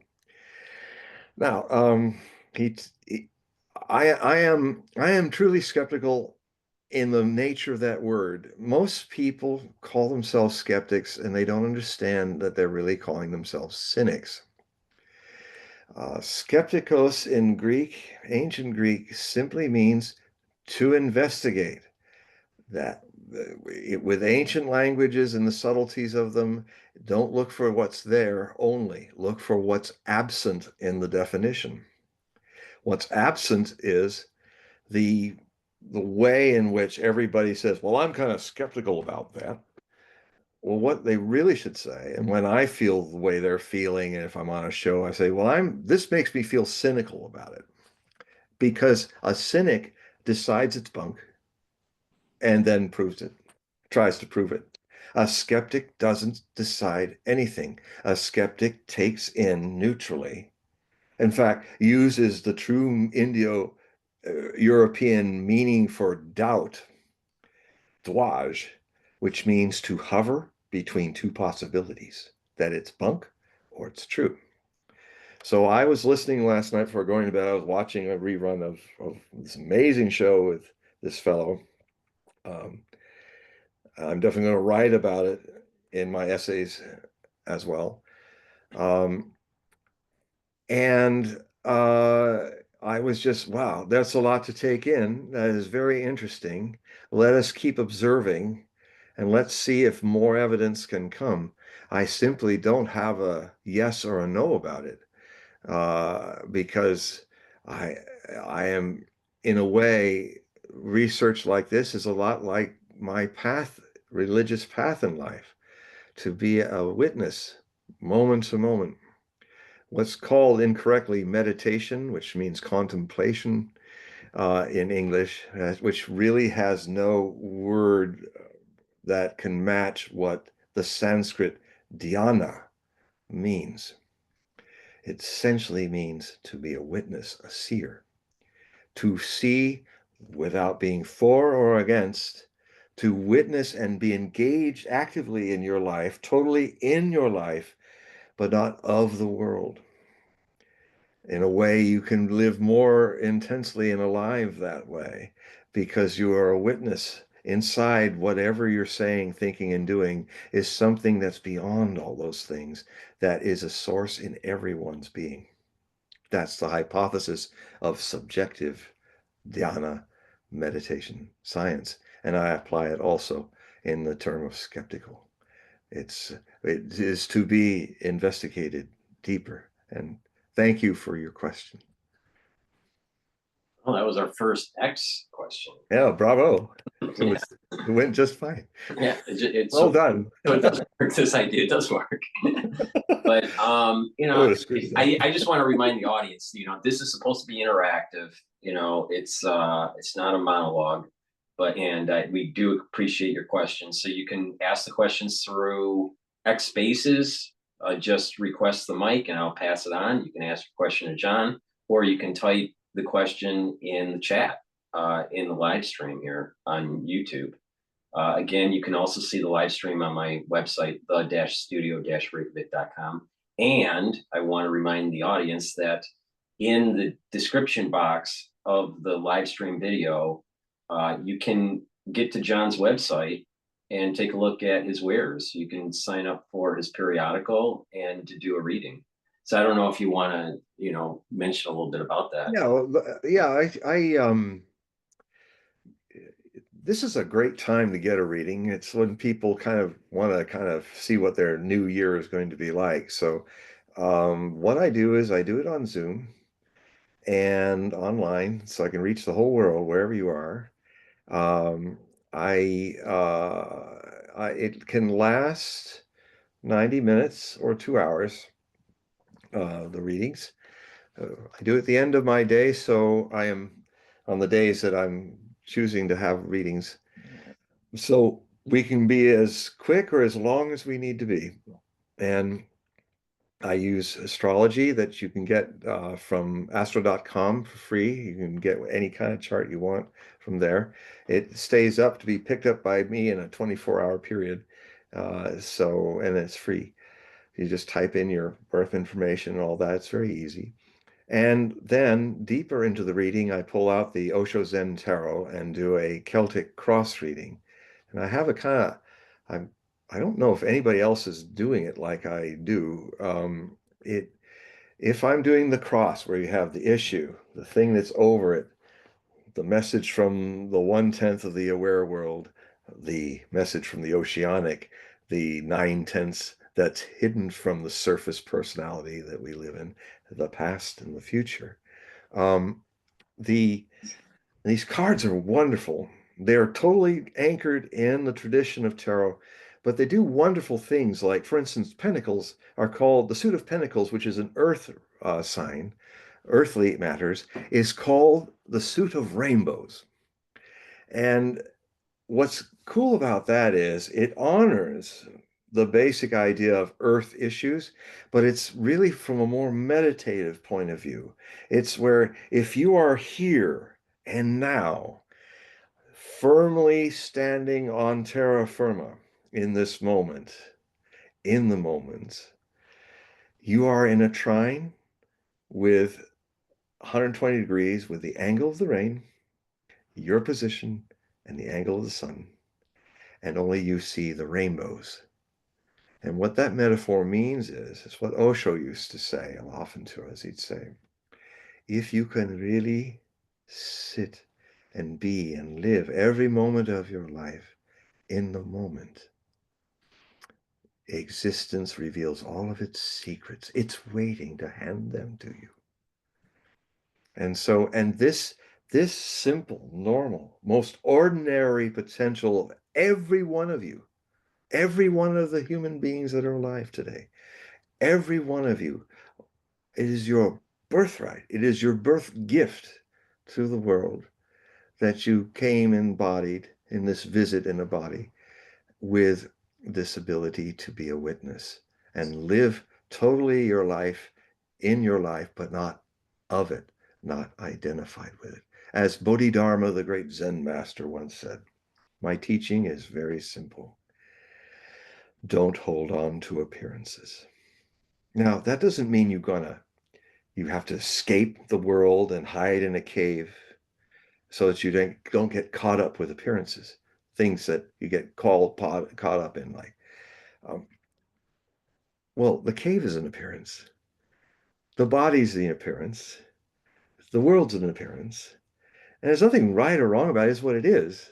It's like a wave is an appearance of the ocean as a shape, which is only a kind of passing phenomenon. The ocean has no shape. And when it's inside the wave, it might think it is a shape. So, so a lot of what is kind of unique in my readings, as at least as I experience them, is that I tune into you and I read you like the way I read the world. The world, every day I'm reading the world and I'm listening and watching, and it's telling me and acting out all of its stories. And so what I do is, it's not like the usual reader and person being read where they sit there and they're going, okay, tell me about myself. And then I go, well, what I can say at this moment is that you're completely shut down because you're playing that old carnival game. And it's okay. Everybody learns that carnival game. I can't read you at all until you open up. And then, so tell me a little bit about your life. Tell me, what are you feeling right now? Things like that. You are the world in a microcosm. World, tell me about you. And then the oracular things start happening. So it's kind of unusual. You won't probably find that in most readings. I'm not Zelda down the street in the head shop. I'm something a little weirder and maybe more wonderful in what I do.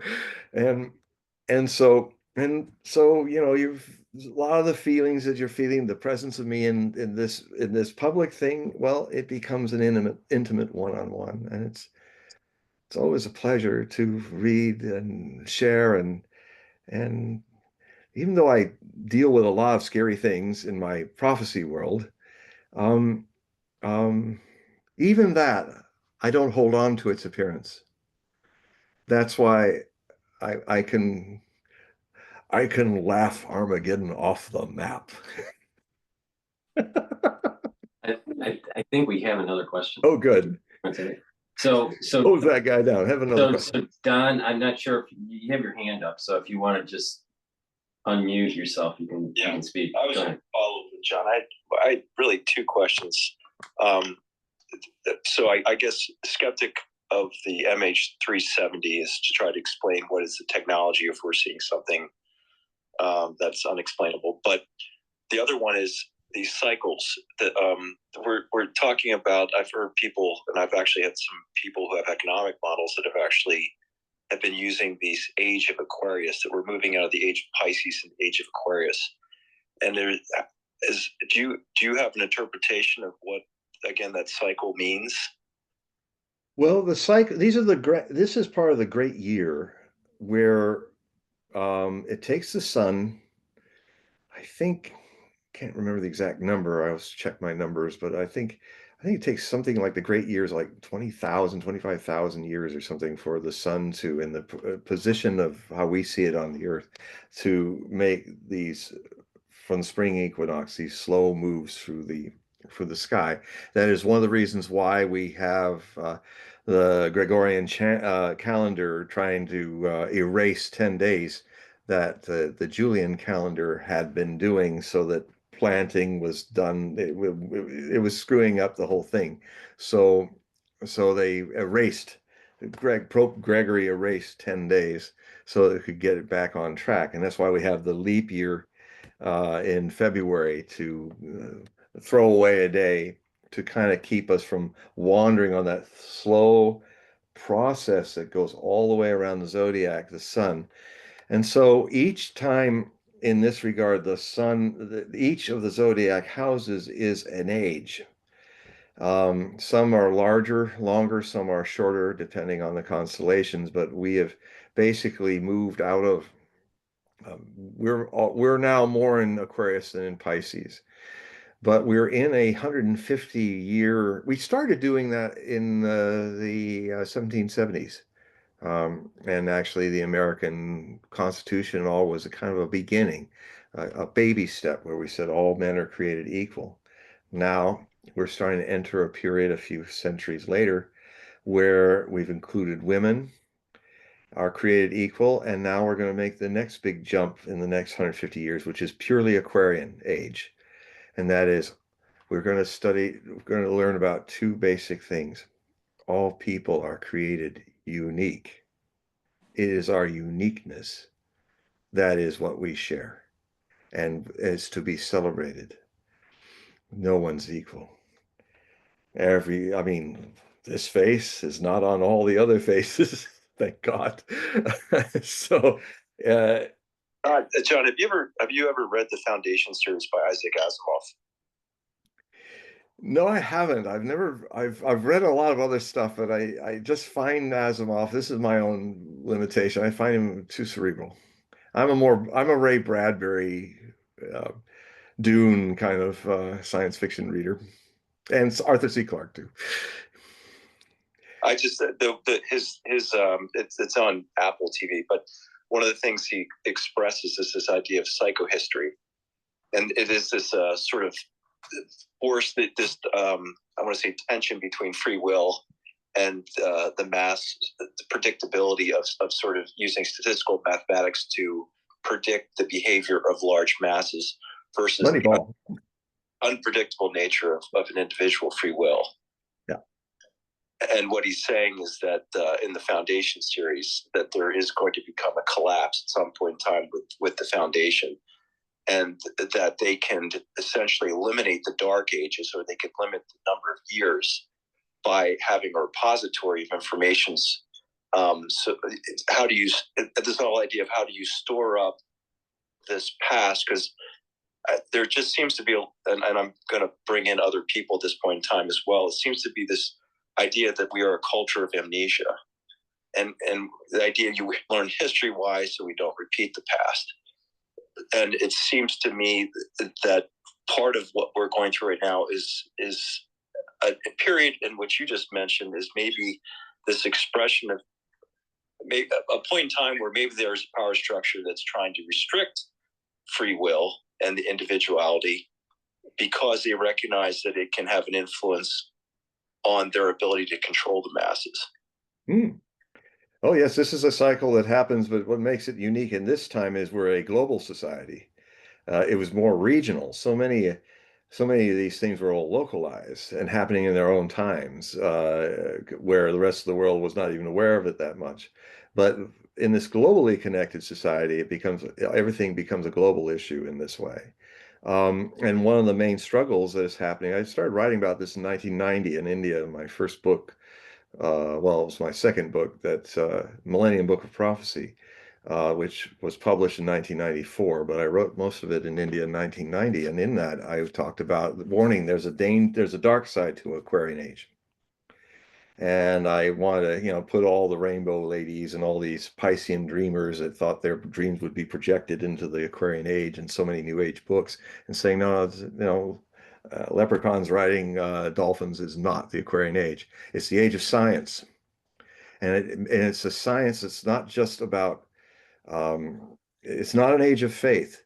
The Piscean Age was an age of faith. The Piscean Age was an age of centralizing control. Power grids centralized, government centralized, nation states centralized. The Aquarian Age is like the oracle in the I can't remember the name of it. To Neo, she said, "I'm here to unbalance it." The architect was there to bring order, but she said, "I'm here to unbalance it."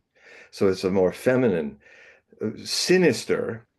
Unfortunately, means left, but it's also a term for feminine. But it's always been in a male-oriented Piscean Age been given this idea of it's bad, evil, something wrong. Well, women are scary, but that's what makes them wonderful, in my view. So the struggle is between the unraveling of the Piscean Age. Now the Piscean Age is trying to use some of the energy of the Aquarian Age to actually create a police state with a smile.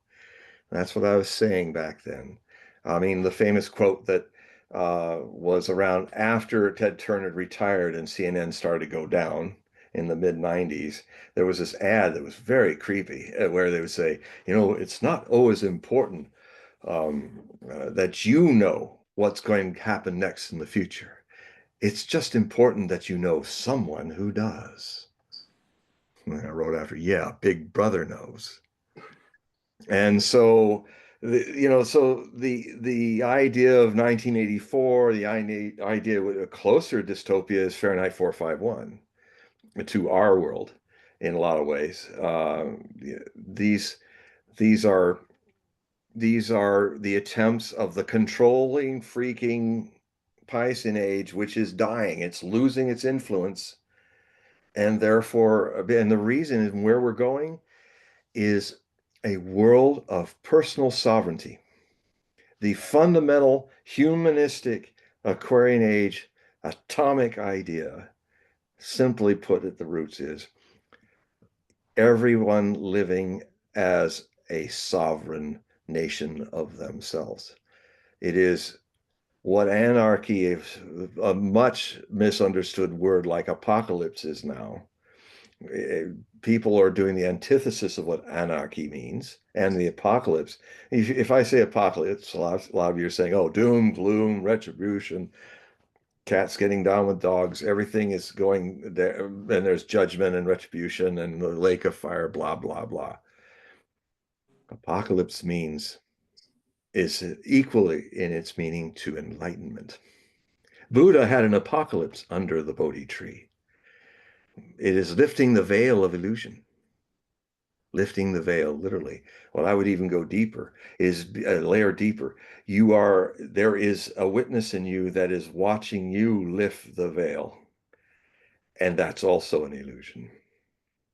There is no veil. Do you see a tension, though? The one thing that I've also seen, you have people like Jung talks about the coming Antichrist. And it's this idea, again, of these lack of recognition of the capacity of say that individual sovereignty for committing evil. And this idea that the material world that we live in is a dualistic one, that we're here to understand the differences. The only way to understand good is to actually have its opposition, which is evil. They're one and the same. This hand and that hand are connected to the same body of experience. But how do you explain then the atrocity that we've seen, whether it's what's the pogroms in Russia or what's happened, the number of Chinese under Mao? It's in this world we have to be able to explain those things, and if you can't explain them as those things that happened at that point in time were evil, then to say that they're one and the same, you have to be able to define that was not that there was really no fitness payoff, if you want to do it in some type of objective manner. Yeah. That there was no scientific payoff to what was actually that experience that humanity saw. Then this is where this is great. You're on the threshold of exactly what deep down is my real work in my prophecy work and writing. I am fundamentally anti-prophetic, but because people, so to way to understand, it's just like the Tantra is fundamentally anti-sexual. Not that sex is bad. Sex has to be gone through. You have to, with awareness, explore your life force. Otherwise, you'll be like any group of celibate type men or women that you see all over the world that always look like they've had half their energy stolen away. They're pale and wan, the priests and all. They're all because the sexual energy is our life force. And so the Tantrika teaches you have to go through with awareness, sexuality to find superconsciousness. And in the same way, in my rather tantric way of confronting the future is, I take you there, but I ultimately take you back to the eternity of the present. And the important thing is not to explain, because explanations will bring more explanations. The more you know, the more questions we'll have. And that will all go on. There's nothing right or wrong about it, but there's something deeper. And that is where I contend I'm moving from that place, because I have sat with what I contend is an authentic master. And he has taught us how to be witnesses to science. Will have to have in the Aquarian age, and will have it, a revelation that it is flying with one wing. It's flying and flopping about, because the scientific discipline of observation is exactly the same as it is in meditation, the subjective science. Science has gotten to know a lot about the phenomenal world, but not yet does a scientist know himself, or a scientist know herself. That's why science ends up getting manipulated by politicians and others. Like Einstein famously said, where he put the weight of his fame and reputation, signed with other scientists, to a letter that went to President Roosevelt, highly recommending that they create a nuclear weapons before Hitler does. And he felt that was his greatest mistake of his life. And that's why he said, if I get a chance to live again, I would like to just be a plumber, spoken like a good Pisces. I want to work with water. And so, because he was blind to the fact, because he did not know himself. And if you know yourself, you end up knowing, if you're water inside the shape of the wave, you begin to start knowing the water inside every infinite moving, rising and falling wave container of ego identity that the oceanic pours into. And then when the container breaks up, and death goes back into the ocean. And so the scientists in the Aquarian age, and it's already, you can see the convergence happening. Mysticism and science are not enemies anymore. They're coming closer and closer through quantum physics and other things. which have a lot of similarity to the stages of enlightenment that the Hindus taught, of samadhi, the fourth state, and other things. A conscious sleep with no mind, other things. But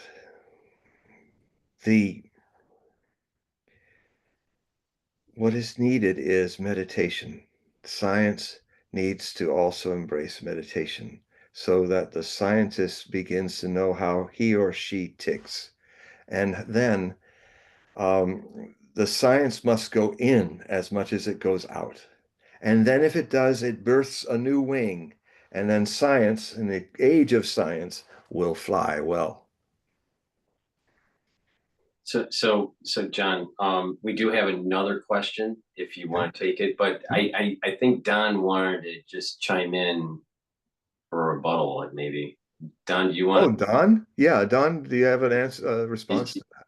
No, one of the things that that I've been perceiving is essentially there seems to be this spectral aspect of being that's been ignored by the sciences, that's been off limits. And one of the things I see in a lot of these spaces where I would say people that I call them, but they're part of this woo world, which I find interesting because it's, again, how do we know unless we test what they have to say to whether or not these things actually are true, what they're saying.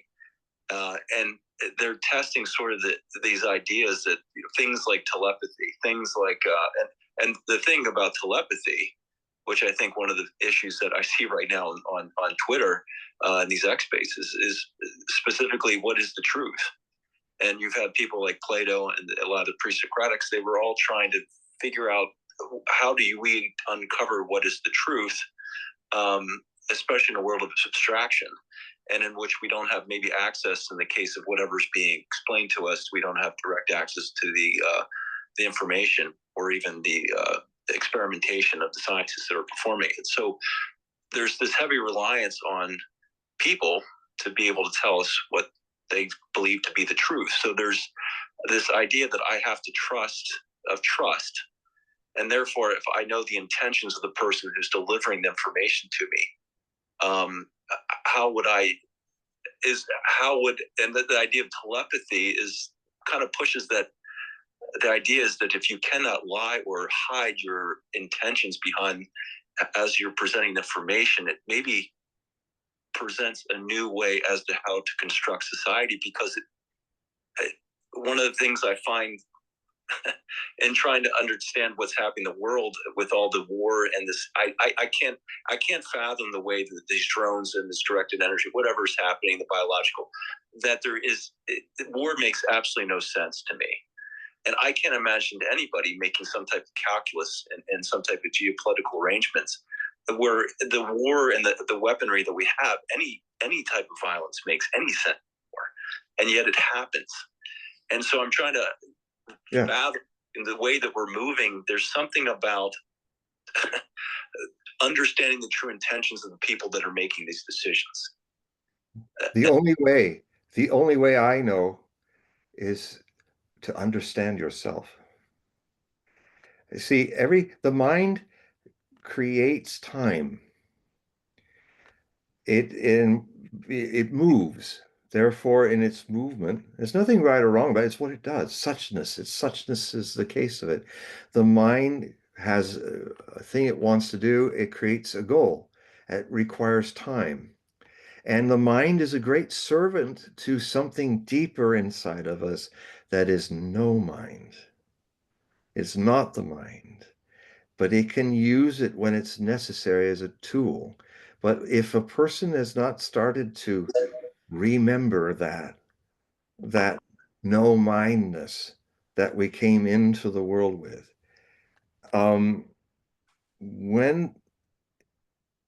then it's like this.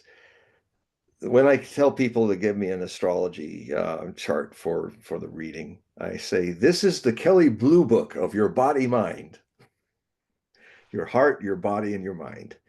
And what happens is you're born in one of these and you're going to drive it. You're going to use the heart as a steering wheel. And you're going to use the brake when you need to stop. That's the mind. Just wait, think about this. What's going on? But what happens is between the age of 7 to 14, most people end their search and their quest in life and become kind of a zombie, and thinking they're alive, dreaming they're alive, but really life has been left behind at 14 and 7. And when you push their buttons or a situation happens where their veneer of civility leaves, have you ever watched adult people crying like a 7-year-old, or fighting like a pubescent 14-year-old freaking out? Because that's where the arrestment of the deepening of the person ended, because of the way we condition people in different forms of conditioning all over the world. In Saudi Arabia, they condition people differently than they do here, and vice versa. And people are conditioned to be Christian or an atheist or this or that. And and so And so John, can I just jump in there, because that's getting to my one of my things that I'm fascinated with, because you're mentioning an age, and so to me, what in your mind? You mentioned the 7. Did you say 7 is when 7 to 14? 7 to 14. So Yeah. what? So is that, to me, that the extra organ of perception, and I would call it a techne, is language. So is it language? No, it's not mind. It's not mind. Your mind is brilliant, and it's a beautiful servant. But right now, like most people, we are not driving our body-mind vehicle with the wheel that's the heart. We're driving it with the mind, which means we're trying to go forward with the brake. Stopping and thinking, what's this about? What's that about? And it's nothing wrong with the mind. The mind is a wonderful servant, but it's a terrible master. The mind, what I'm talking about is something that is, if you can kind of review all the things you've said in this wonderful interchange. Thank you for speaking about these things. One step back, where you go on thinking, nothing wrong with what you're saying, but there's something deeper. There's something deeper. Even people who try to do mindfulness as a meditation don't understand. I can tell immediately those people don't have any understanding of meditation as it really is, because mindfulness is being full of mind. And now we're just going to make full of mind a meditation thing. It's just another projection. The H2O is the formula for water. And one could know that it's 2 hydrogens and an oxygen, and then that's that. But meditation is where I take you, grab you, and we both fall off the cliff into the rapids, into the flood, and are in the rapids, having to be in the moment, be with it, taking it wherever we are. And then as we survive this and get out all wet and on the beach, I said, now that was more than H2O. And John, do you feel this is? I'm again, I'm in these spaces as well, the metaphysics spaces, and talking about intuition. And I agree to some extent that sometimes intuition, which could be connected to the heart, what the heart feels, may actually be illogical to say the world order that they've been given through language. You mentioned the Christian or Muslim, and that's a constructed world with you through language of how to interact in the material world. And there is something, like you're saying, when you live in the moment, you may be connected to the divine without a language to try that is necessary to be at least within the source code of the divine. That there's more of an innate or intuition to what is beauty. It resonates, but there isn't necessarily a language that can explain it, or yeah, no, it's wonderful what you're saying, but the thing is, the mind is seeking an explanation, and your mind is wonderful. It's speaking richly about that. this, and what a great servant it can be if you're a watcher of it. If you bring, if you become a witness. See, meditation is like being a mirror that perfectly reflects what's before it, as it is, as it goes. And it doesn't judge for or against. It will see the body mind bringing up judgments for, I like this, I don't like that. Oh, what is the construct of, and that's all okay. You just keep watching and bring into your life something that we brought into the world but we lost. That's my hypothesis, by the way. It has to be tested. That there's a certain simple awareness, a involuntary availability that at the center of your being allows all the movement to go, because how can you know things move and change unless there's something in you that never changes? I mean, this is the fundamental question. We all are aware that we're changing. I had a brown beard 10, 20 years ago. It's white now. I was a boy. Now I'm entering my 70th year. But the question then, the more fundamental questions, because there are questions that can bring you deeper into this, and I'll close with just a few of them. One is, if you are aware of change, if you're aware of things changing, if you didn't have something inside you that never changes, that's the eternal, you wouldn't know about change. You would be like animals. You would not, human beings have this wonderful gift curse of existence. It's wrong to say, oh, he's acting like an animal. I never insult the animals that way.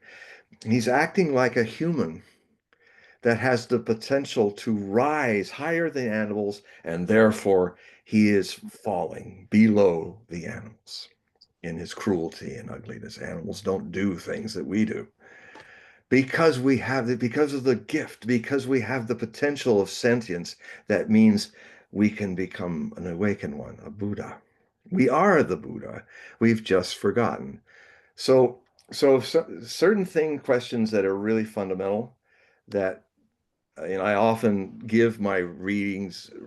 I give these meditation techniques for people to consider doing, because they're tailored for needs of a mind amplified world. Is to do whatever you're doing, like this one meditation I suggest for you to do for 21 days. And it's from the Vajrayana Tantra. It was purportedly written by Lord Shiva in ancient times, and it's 114 methods that Osho, my master, taught us. They're the basic 114 basic meditations, and this one is for 3 weeks, 21 days, waking and sleeping. Always try to remember and come back to it, that you will now do and be everything that you are right now with no changes. And you'll be able to think and feel and do everything you are right now with no changes.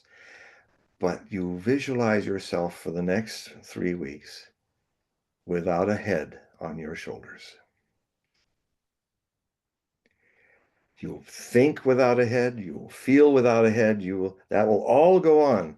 But the head, when you're doing it, as you're talking, walking, working with people, going to sleep, waking up in the morning for those 21 days, you do all of these things visualizing yourself without a head, just shoulders. It's a very simple but profound meditation.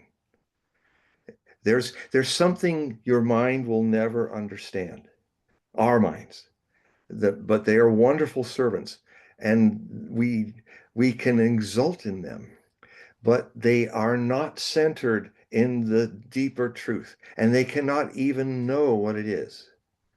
So because this thing I'm talking about is not in time. Mind exists without time. There's no mind, because time is thoughts. Thoughts movement makes time. And what is inside us, I contend in my hypothesis, what is inside us ever now is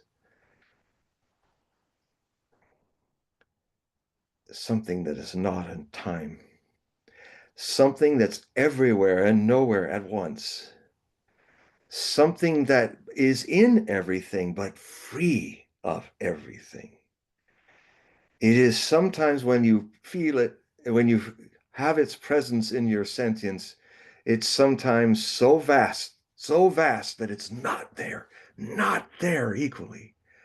And at other times, the moment of eternity is so infinitesimally small, beyond any form of atom or atomic nature, that it's suddenly too vast to bear. We've all had it as children, and our conditioning programs, meaning well, were done by fellow children that grew up to have egos be their center, to be taught eventually at the age 7 to 14 that there's no driver to the car. I am the car.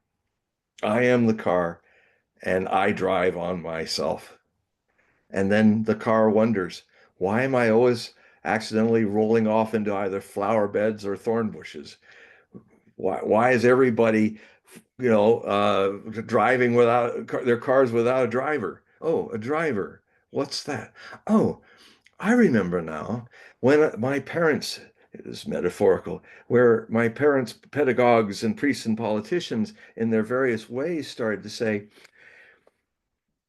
son, you're too innocent and open. You're going to have to learn the ways of the world, the ego world. And I know you love to play games because you're so wonderfully innocent. I got a wonderful game for you. Pretend that you're not a Buddha. Pretend that you're not an innocent, awakened being. And if you do it, you will be rewarded. You will be able to live with us. We will give you love. We will give you food. We will give you education. And so the child goes, okay, I'll do it. I'm going to pretend that I'm not a Buddha. And because you're a child, you will do it totally. And soon you will pretend that you're not a Buddha, and you will succeed in not being a Buddha, and you will forget it was a game.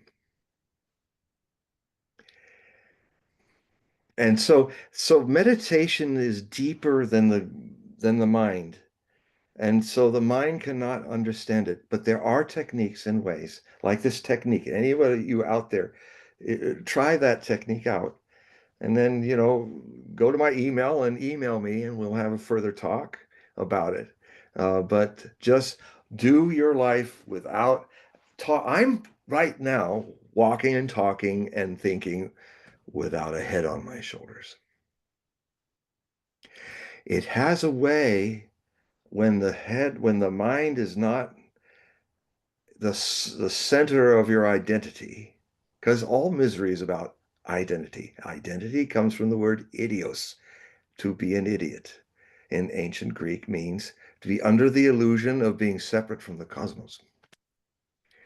And so there's nothing wrong with being an idiot. We're all idiots. It's our nature to be idiots once we've taken on ego. So Gurdjieff was the great mystic who used to use that whenever he's talking to his disciples, and he just had to talk to them collectively. He'd say, "Oh, you idiots over there, you will come and dig this ditch in the commune, and you idiots tonight will cook our meal." And they even had toasts to the idiots where they drank Calvados and strong liquors, and then you had to say it straight and not be drunk and say, "We now toast the round idiots and the square idiots." And you had to go around this. You had to be very alert to go through this whole toasting of the idiots. And what you understand is that it's not an evil, or it's not a good or bad. It's the suchness. Meditation makes you aware of the suchness of things. Such is the case that I am an idiot. And everyone else is. And we're pretending not to be a Buddha. I mean, my teacher used to say, when he'd be sitting on the podium and all of us be before him in Pune, India. And one of the questions that was asked to him is, we see you every morning on the podium, Osho. What do you see when you look at all of us assembled before you? And then he kind of laughed. And he said, and we laughed, and he said, I see that you're great. And everybody laughed. And he said, I see that you're all Buddhas. And we kind of went, what? And he smiled again and said, pretending not to be. So watch the pretending. Whatever you can think and see, anything that you experience is outside of the original face that is seeing it. That which you will never encounter because you can't. You are that seer. It's not a face, it's not anything, it's not an action, it's not a feeling. And when you just simply be a reflection of all those things, because that's what the original face, the Zen masters say is, it's you are it, so you cannot encounter it. You can only encounter the things that move and pass, that are appearances, not to hold on to. Enjoy them, enjoy life. But to enjoy the appearances does not mean you are attached to them. Attachment, identity, id, idios, idiot, action, is the habits that you can, by the hypothesis is this: if you simply watch it and see it in its full colors, its movie reveals itself, and you simply dispassionately, neither for nor against, watching it, feeling the feelings, all that's happening. You'll feel things more intensely when you're no longer identified with them. But then, I'm going to finish here. But then, by simply watching things drop by themselves, you haven't really understood intellectually why, because questions in meditation are destroyed by they turn into answer.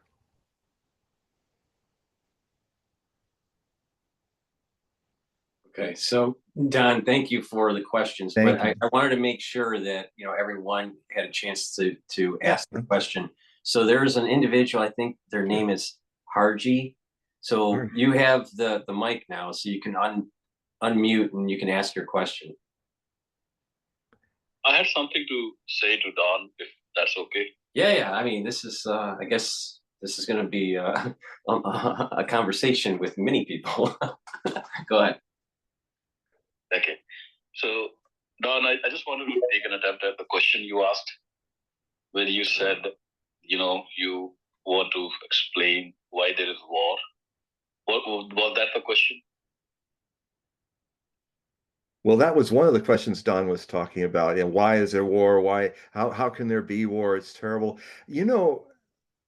What happens with the mind when you watch it is it comes up with some surprising answers out of seemingly effortless nowhere.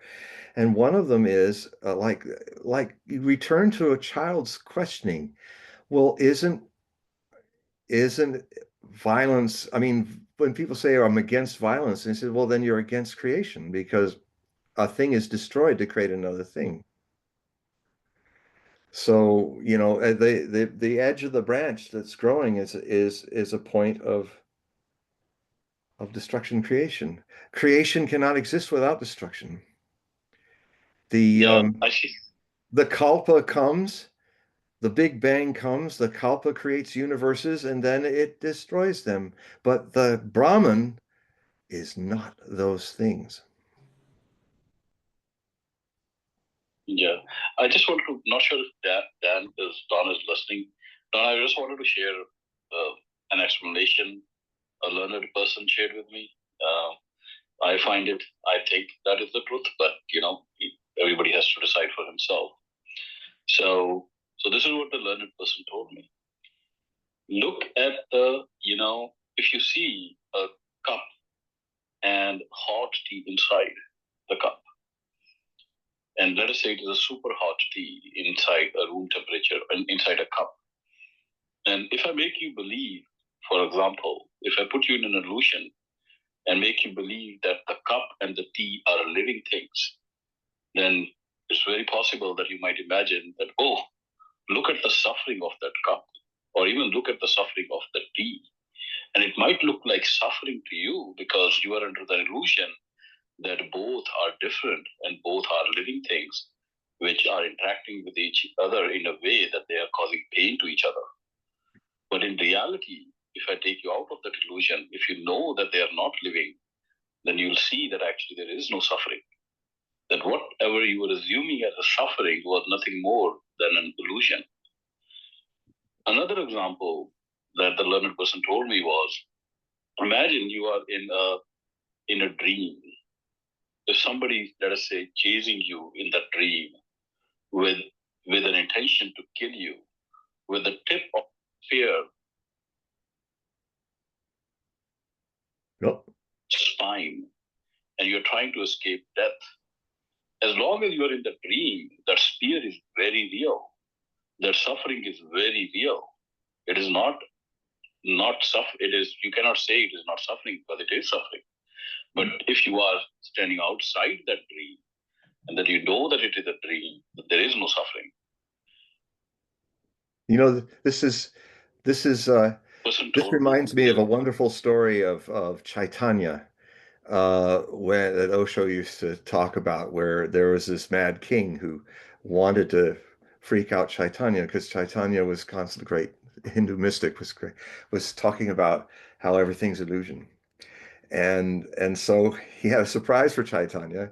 He had brought into this pit, this courtyard, a mad elephant, and the elephant was,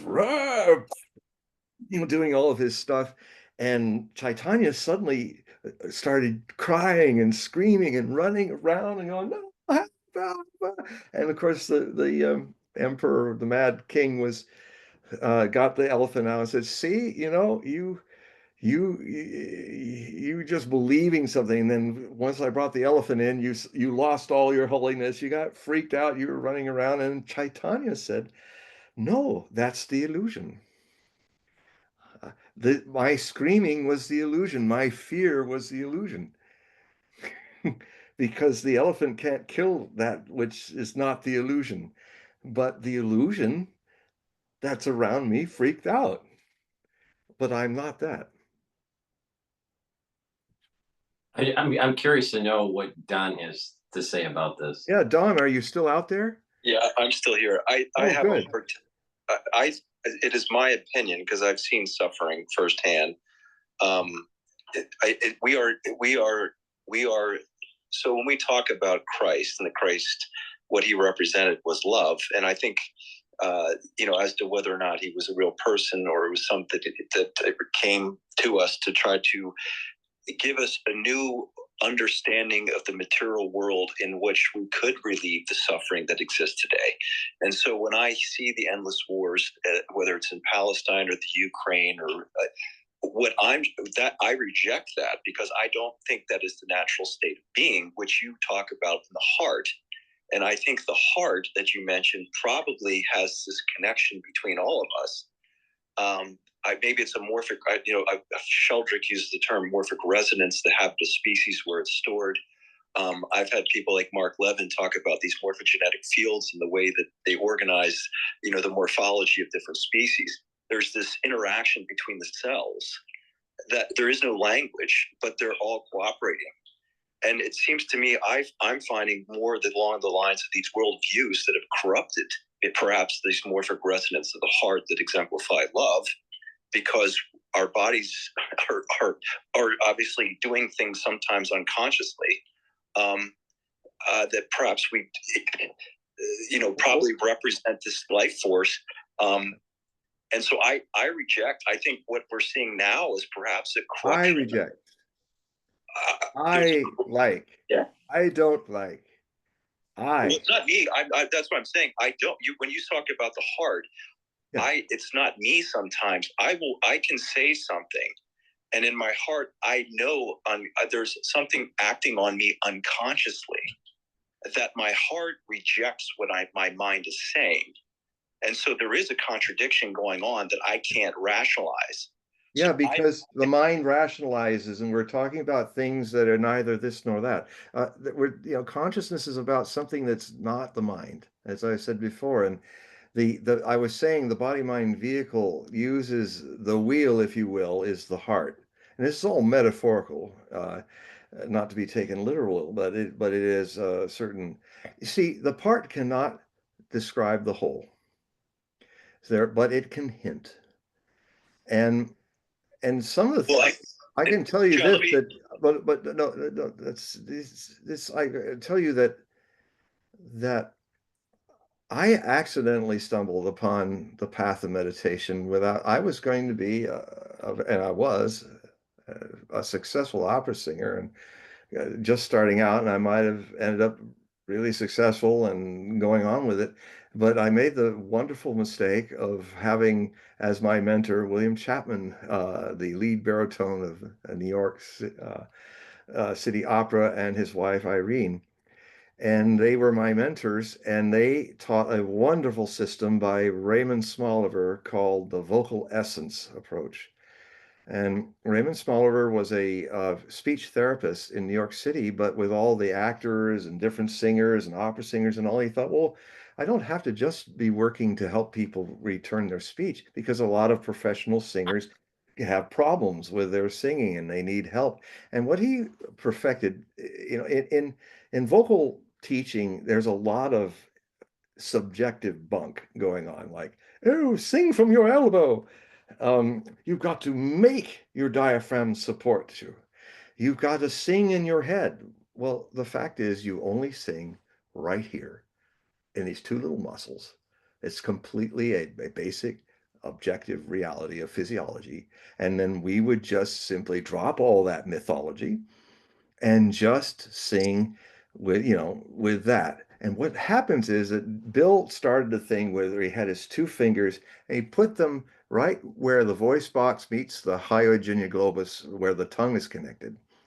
And he would hold it there and he says, now, John, I want you to sing, but I want you, before you sing, to understand that all I'm doing is holding my fingers in place. And you'll see what happens. So I sang and it felt, I went, ugh. I stepped back and said, you poked me. You've put your fingers and poked me. He said, no, I didn't. No, I just held them there. Your musculature, which should be involuntary, has been, because we're all like the mind, so voluntary, like our voluntary muscular system, it has invaded what is an involuntary system. Just like you don't make yourself digest food. I'm going to digest that burrito and I'll digest it for the next 12 hours. I'm going to, you don't make your hair follicles here, they do it. And so what happened was I became aware through the rolfing of my throat that how much I had brought the voluntary muscular system, because we're taught in this world to do, to be, to make efforts. And what I learned from Bill and Smoliver and his technique is the Zen of singing, the effortless effort. You know, when people impersonate opera singers, they're always impersonating them as going like that, with their strangling their throat to make a deep sound, which isn't. It's just when you have a 5,000 seat voice, you do it. It's literally like you've learned how to involuntarily get out of the way of those two little muscles, and it has a quality of hurling, but it's very pleasurable, not because you're out of the way. So rather than hurling food, you're hurling sound, and it's effortless. Just like if you ever hurled, if you've ever been sick and hurled, it's amazing how effortless it is because it's involuntary. The thing that happened to me is that I started to realize that meditation is so impossible for the mind to understand until one who has a mind becomes aware of the involuntary quality of witnessing. And I stumbled upon it, and poor Bill, it broke his heart. I went off, but finally we reconciled. I said, look, I never imagined that the vocal essence approach would end up in 4 or 5 years having me leave my operatic career and go to India and sit with my master. But thank you, Bill, because if it hadn't happened, the most beautiful gift any man has given me in all my lives, you have given. I didn't plan it to go this way. You didn't plan it, but hey, that's how life is. And that's something for a control freak Scorpio to say. It's like I had to let it go.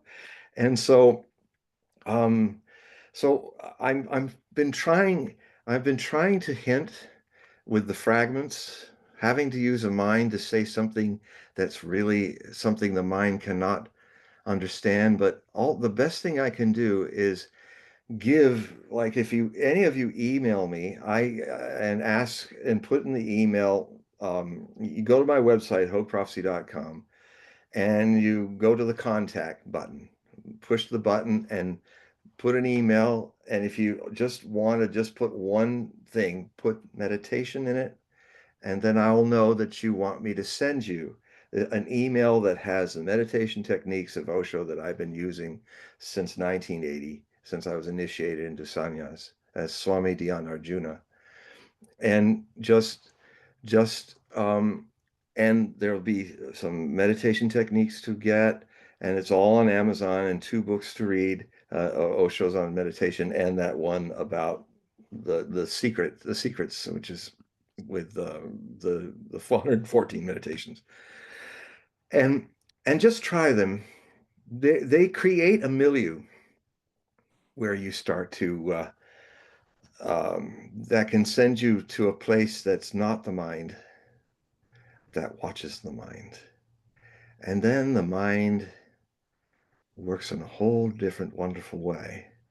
Not as a master, always running into circles, always trying to levitate off the ground by pulling itself within its boots, trying to pull itself off the ground, which is impossible. That's why the mind gets so frustrated. In fact, in the spiritual search, what often happens, like happened to Buddha. Buddha for 6 years was torturing himself, trying to make it work, trying to will Scorpio moon, Taurus sun, trying to will his to find that which never dies. And he gave up after 6 years when he was trying to bathe himself by his Bodhi tree, and he was skin and bones, and he was almost drowned himself. Former prince drowning himself in a little creek, and he crawled out. As he's dripping there, he said the famous statement, which showed his idea of the middle way. He said, "A sitar string, if it's too loose, can't play a song. A sitar string that is too tight will break. The middle way, neither this nor that. Observe the mind and the emotions as if they are a movie." And so what happened is he gave up. My master did the same thing. He gave up. He tried as best he could. He tried to think it through, feel it through, work it through. And one day he just, I can't reach it. And so he wasn't sad, because he'd been watching. It's not something he said, I was in actually a very nice place, but I just let it go. Sometimes meditation is like the meditation fist meditation that Osho did one time with Manisha, the person who used to give the questions to him out loud. And he said, "Manisha, I want you to hold when you're going to grip forever. You're never, just keep gripping your fist tighter and tighter." And so she was doing that. And then about 5 minutes into it, her fist slowly started to relax. But she said that she was feeling the grip in her brain. But she could feel, but her eyes were seeing that the fist was relaxing, and she was still willing to grip, but her seer was seeing it relaxing. And Osho was saying, good Manisa, that's it. So sometimes in meditation, you go totally with the mind, and then one great teacher, crazy wisdom teacher, a Tibetan Lama, said, "Enlightenment is the ultimate disappointment." And that's resonated with me when I saw that in the Osho commune in Oregon in the cafeteria up on the wall. And there's no point. There's no point to reach. It's pointless. Points are avenue of change and time. This is eternity in the present forever, where all the rainbows of that state are. And at a certain point, we can discuss about it, but the next stage is not to think about it, but to actually do some of these meditation techniques. You have to go to the existential stage rather than the intellectual stage, where you start to work on the essence of it. And I guess, guys, it's getting late for you out there. Dr. Paul. It's getting late in New York. Yeah. Supposedly someone else had a question, but they're not Okay. in. They're not in the Oh, they're not in? they're Well, not I'm sorry I missed it. But you come back next 2 weeks from now. Well, I think this turned out really well. And the whole point, for the ones that are watching all the different feeds, either on the website or YouTube or even on X Spaces, the whole point of this is to be interactive. Yeah. And I think it's a more interesting show, and this is part 26 now, since we've been, recording this, longer series. But I enjoyed the questions and They were great. And I appreciate Don, participating. He's been on some of my other shows too, and everyone that has participated. Yeah, thanks, Sherry and everybody. And But yeah, there's this individual. His name's Luke, but is he still there, or he's in the chat, but he's not in on X Spaces. So if Luke, if you want to type your question, if you can't get into X, if you can type it quickly, then we'll take your question. If not, we'll have to take it next time. But let me just, while we're waiting for him to either log into X or type his question, just to remind the audience, in the description box of the video and all the videos I do with John, just click the link. That'll take you to his website. You can sign up for his periodical. You can do a reading, and that way you help support his work. He also has over 50 books published. 52 in 22 languages, 23 languages. All right, so I mean, you got a lot to choose from. There's some of them.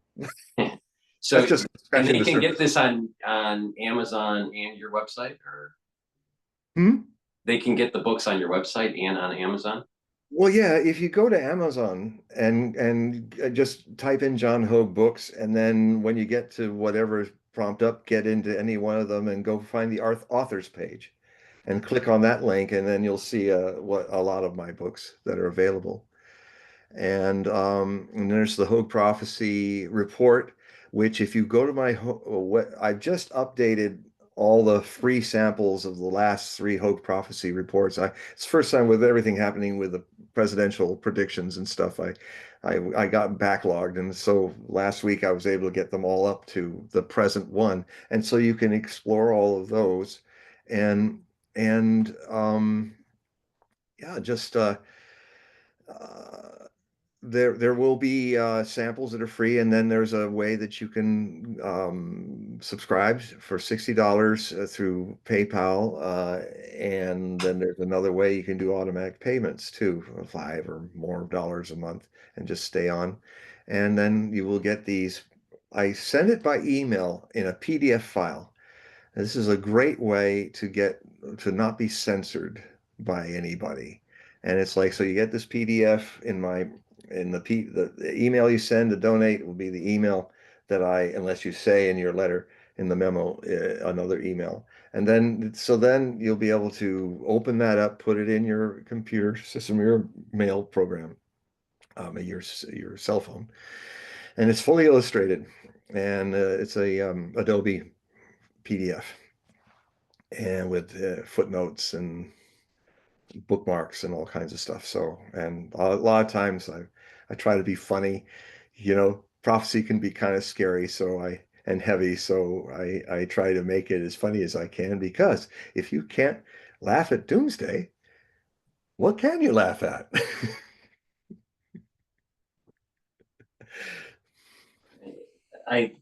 Luke's having a problem getting in. I don't know if we're gonna be able to take his question. There was one question, John, if you want to answer it, this could probably be a dissertation here. I'll try to keep it short. Yeah, You gotta go to bed. Demonic entities exist, and for what purpose?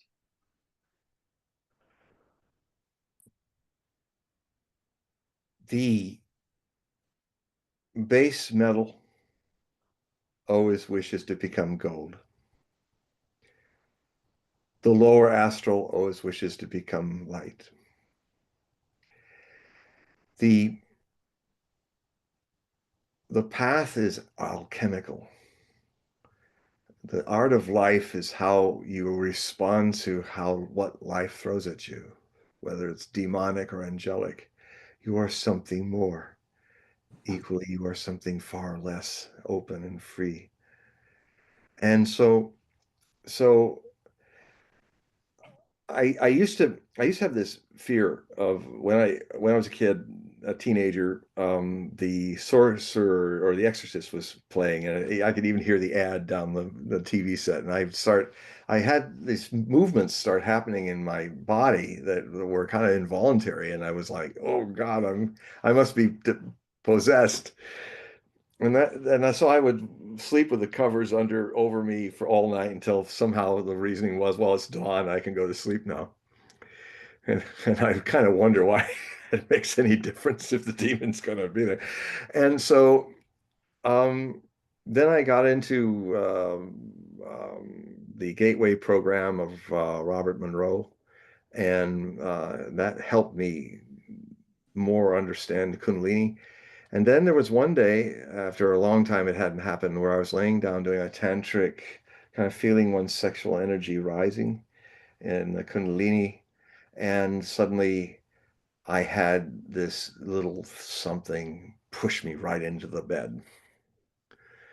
Sitting, his head on its knees, little thing, little demon-like fellow, just looking at me. And without words, I said with my whole being, what have I not done to keep you away? I was like profoundly fed up. And the impression without words that I got back very quietly was, you haven't let me in. So I thought, okay, I'm going to open up to you like a woman opens up to her lover. Come in. It went, and inside my body, I was an explosion of white light, absolutely white, luminous light, all inside me. And that's when I understood. Why is Lucifer called Lucifer, light? Because that's his potential. Unconsciousness is a form of demonic possession. Consciousness can only come when unconsciousness becomes consciousness. So my experience, which is all I'm saying here, I try as much as I can to share only my experiences, not pretend or presume to know something I don't know. That the demonic is wanting ultimately to become the light. Okay, so we're going to end it there, John. It's getting a little late. I apologize if we missed anybody's questions because of technical difficulties. But again, we're going to do this in 2 weeks or so. Mm-hmm. So it's going to be the same format. We're going to do a live stream on my website and also on YouTube. And you can listen on X Spaces and do call-ins and type in questions. And this is supposed to be interactive. But I appreciate everybody's questions and everyone participating and listening. The idea here is just, again, it's going to be interactive, and hopefully we can grow a little bit of a community and Yeah. get storytelling going. Yeah. Well, so you can see it. We did a whole different dimension. The questions were interesting. The whole discussion on consciousness and all, you know, we got to really talk about what's really the core of me. And so that was wonderful. Thank you, everyone who did that. And I look forward to all of you, poor Paul, all of you crowding in. No, I don't mind, navigating, through this and doing the admin on it. But the thing is that, I want it to be interactive, Yeah. and but as this grows, there will be a bit of chaos to it. Well, we'll have to adapt to it. What I liked was how Don and Haji were, conversing too. It wasn't just them to Yes. us or just to you, but it was also to a larger community. I think I that's. was enjoying Haji and the discussions. Yeah, no, I thought it turned out well. So again, I just want to remind the audience, click the link for John's website. It's in the description of this video and all the videos I do. This is part 26. I'm going to re-release this as a premiere on the different channels. I have 4 channels on YouTube. I have Brighteon, Bitchute, and Rumble. Please make sure you subscribe to all those channels and follow. I'll be replaying this video just in case you missed anything. But again, John, thank you. We're going to be doing this again. Just stay online on your end. I got to do a whole bunch of admin stuff, shutting everything down. But before I do that, do you want to say goodbye to everybody? Goodbye to everybody. All right, let me do this. Let me shut down Jurassic Park here. Hold on. Hold on.